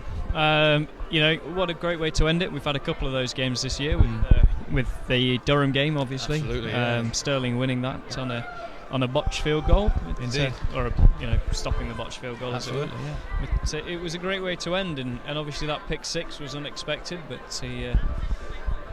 he got it. I wasn't expecting it. Certainly wasn't. The way UoN's passing game had been going that day. But also real nice to see that UoN didn't just sort of throw in the towel. They stuck with it and they carried on. Yeah, absolutely. And it got to 18-12, and it was close. Just nearly as close as we are now. Well, I was only getting closer. I just saw us on camera. We seemed a little far apart. Sometimes we are a little far apart, and that's something we need to work upon in our relationship. And there we go. We're back again, and let's get even closer. But anyway, our cameraman has given us some hand signals. He says go further apart. He's uncomfortable with us. He's uncomfortable with the distance between us. American football in general, like we say over the years, I've been involved in the sport since 19. We know you're old. Yeah, but 1986, I think it was. I first got involved, and in different capacities. Longer than I've been on planet Earth. It is, from playing to coaching and now into the commentary game, and it's just exploded, and we hope it continue to. Yeah. If you have sort of aspirations of getting involved with the game, then one of the best places to go is onto the BAFA website. The BAFA website has all sorts of links to local clubs, and to find a club in your area. It may well be we're only streaming to people that are watching in Nottingham, but you never know. If you've got friends and family who want to get involved in any capacity, whether it's helping out on the sidelines, whether it's being a manager. I know the Nottingham Seasons themselves have a number of players. I thought I got something wrong with my tie, but apparently my mic's too low. It is. It's your mic. A number of players Nottingham Caesars have on the sideline who have been involved and are now sort of kit managers, game day managers. The amount of staff that are needed to run a team is significant. I mean, it's crazy how many staff members. Obviously you've got your sideline guys as well. We've managed to. I think the universities have managed to get 4 or 5 guys to do the ball boy stuff and the chain crew. You got your officials, if you're interested in that side, you don't fancy playing or you can't commit to a team, there's always officiating, and I know they're always on the lookout. It's such a large sport that demands so much from people, but the people that are involved absolutely love the sport. And that's why really as well to see this many people involved in just 2 teams is a real testament to the work that both universities put in, the commitment that both universities have to what is still a fledgling sport really at university level. Yeah, absolutely. Like we mentioned earlier, explosion is really the only thing as close as we've seen today with the amount of fans we've had in the stadium and the amount of cheer both athletic teams have had. Again, if I'm... Hello, a minute. Let's do this. Mr. Jones! Mr. Jones! Jonesy! We're obviously hanging on for Coach Giles, but while we've got the opportunity, we're gonna bring in one of the. Should we bring him in the middle? Should we pop him in the middle? Put him in the middle. Robbie Jones. Robbie Jones, how you doing? I'm good. The camera's right there, but obviously you can talk to us. Say hello to the camera. Hello. Enjoy varsity? Yeah, it was a good game. Yeah? Yeah, came out on top, so had some really effective runs as well. What was that defence like to run against? Because obviously you've not done it all this year. A lot easier than the Premiership, definitely. Now show some respect and now say what a tough opponent they were today. Yeah, they were tough, but compared to what we've been facing all year, it's much easier. So, start of the game, Joe Pearce was at half-back. Yeah. You obviously played the majority of the second half. Was that a tactical switch or did you have a bit of an issue? Joe had a bit of a knee injury. Okay. Just resting him. Okay. And what's the plan for tonight? Go home and revise. I've got an exam on Monday. Do you know that's a lie. I know you too well for that. I know you too well for that, and I know your parents are watching, and I can almost guarantee that they don't think that you're revising tonight. I know you don't drink, but it's definitely not revising. Well, you'll be on Madden. A good performance for the Caesars last Sunday, yeah. And a good performance again today. And you've shown, I think, what the future of NTU is going to be at the half-back position. So, yeah. Congratulations. Yep. Enjoy the victory. Cheers. And well done, Robbie. Down the line. See you All soon. right, Robbie, take care. So, Robbie Jones, is he going to revise? No. No. No. If I know Robbie, he's going to eat some chicken. So chicken will be the food of choice. Robbie is going to eat some chicken. Did we manage to get hold of Mr. Giles or? Okay. But as Sean Michael Endicott is stood there, go on then. Recent newlywed and UK graduate as well. Graduate and now temporary, well not temporary UK citizen. He's just had his visa, so true. They get to stay. So we get to speak to an American. He can't play football, but he's an American. I get to stay here and help out the Renegades next year as well, doing media stuff. So how was that to play in your final varsity game then? It's honestly, it's just chills. It's amazing, and to be part of this team, and we had a rough year, but to see it turn around there at the end and to carry this momentum with the team that's going in next year. I know the guys, I've faced the guys in practice and we're going to recruit hard next year, but for today, right now, it means so much to get this back for our university and this team. And what about the crowd? Yeah, honestly, at the end there, I was hearing them yelling stuff, and you probably heard my American accent all the way back there, screaming and getting them up, and they listened and followed, and that means a lot to us. I mean, we don't always get a crowd like this just because we're running around going all sorts of different things. So having them support us means a lot out here to have these great facilities as well. As a graduate, what would you say your best moment from playing with the Renegades has been? Probably between this game right here and Glasgow last year when we won the Northern Final. I mean, important for totally different reasons, but I will say varsity, it means a lot right now. Well, congratulations on today. Congratulations on your graduation. It looked like you enjoyed coming down the tunnel at the end. Yeah, I did. And have a great evening. Thank you very much. Thank you. See you soon. I can see University of Nottingham head coach to my right, and I can see the Trent University head coach and president to our left. Hopefully grab an interview with those boys in a minute once they finish with other media commitments. So, Coach Giles, Mr. President, come on in. Congratulations. Congratulations. Congratulations. First of all, we'll go to Coach first. Happy? I am now. Bit of a close run. Can I stop you, Matt? Sorry. Coach, you're touching me. I like touching people. Yeah, but it's a bit too close. I'm in hugging mode. Congratulations, I'm Coach. happy. It's all right. That's we're doing it. quite pleasant. It's a So, bit from your close. perspective, then, obviously, I mean that the final University of Nottingham touchdown, the sort of jet sweep, come half-back pass, come toe tapper on. What were your thoughts right at that moment? It wasn't in. At first, yeah, but I knew we were going to win. Okay. I've got full confidence in this team. We've had a tough season, struggled in the best conference in football in the UK, but this team is talented, and I've always believed that, and I had no doubt that we'd win this game, honestly. Momentum in the first half, Coach, definitely seemed to be with you. Yeah, they get that sort of like two-play drive score that put the wobblers on, and then obviously we have some great D step up, And hey, 2 pick sixes in a game. That always points towards defence having a great game. So yeah. We've just had a chat with Robbie. Obviously, Robbie played the majority of the second half. Joe, okay? Yeah, he just got a niggle on his knee, so he sort of just taking it easy. Didn't want to make it any worse than it was. But yeah, I mean, obviously, production sort of dropped a bit with Joe out. But with a guy like him, sort of. Absolutely. That was going to be my next point. I know Coach Messam at the beginning of the game gave me a depth chart and said if we get a chance, we're going to bring in the graduating players and put them in some different positions, and he seemed to relish that halfback role. Well, he is the best athlete I've met in my life. He's unbelievable. He lifts so much in the gym. He's helped this team out no end, having a player of experience there. It would have been easy for him to come in, playing for the London Warriors and being a three-time senior ball, just to come here in a season and quit. But he's kept us going, and he's a very important part of this team. I think that's what makes this team is how tough the season's been. Together, and this is our reward for. And graduating. Yeah. So last game in pink. Yeah. Absolutely. Yeah. Just emotional, mixed emotions. Yeah, but. I'm buzzing. Ready for a good night tonight? Yeah. Yeah. Well, congratulations, gentlemen, both of you. It's been a great game to watch, and I wanted to be on cover. And we'll see you around, Mr. Giles. Cheers. Take care. So lovely to hear from the university, the Trent University guys. I don't know whether or not we're going to be able to get a word with the University of Nottingham representatives. They're wandering around, obviously don't want to put too much pressure on them, but I don't know whether we've got that deal or not. So I think final thoughts then, George. We've obviously said a lot, and we generally do say a lot. Me a little more than you. Yeah, we do. But you can tell what it means to all the players we've spoken to there. It's been a great day of football, and I think everybody involved's enjoyed it. It's been great to see the amount of people we have in the stands. We keep banging on about that, but it doesn't often happen. Doesn't often happen. And it's been great. I think the athletes on both teams have really enjoyed what they've had today. Obviously playing in front of all these players, playing in front of these players, playing in front of all these fans, and them cheering them on.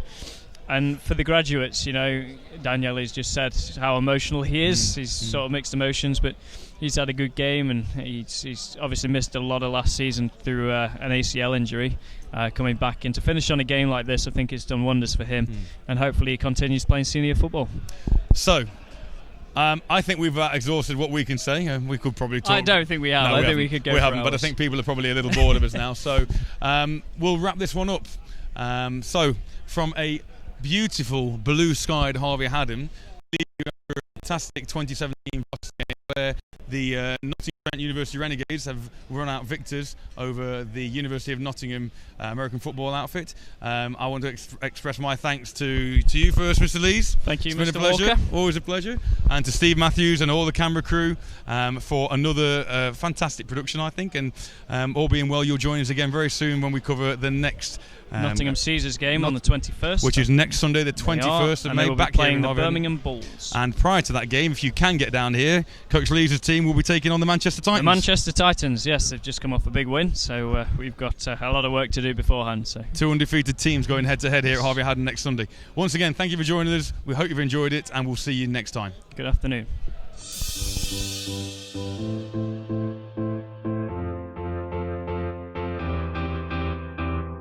Varsity is a platform for the celebration of student sport within Nottingham, and I am proud to represent my team, university and city in this historic competition. In the name of all the competitors and spectators, I pledge to uphold the true spirit of sportsmanship, to respect our opponents and the facilities and communities in which the competition takes place. We will respect everyone, regardless of our differences. We'll give everything for our teammates, abiding by the rules which govern our sports and the series overall. We win together. We lose together. For the glory of sport.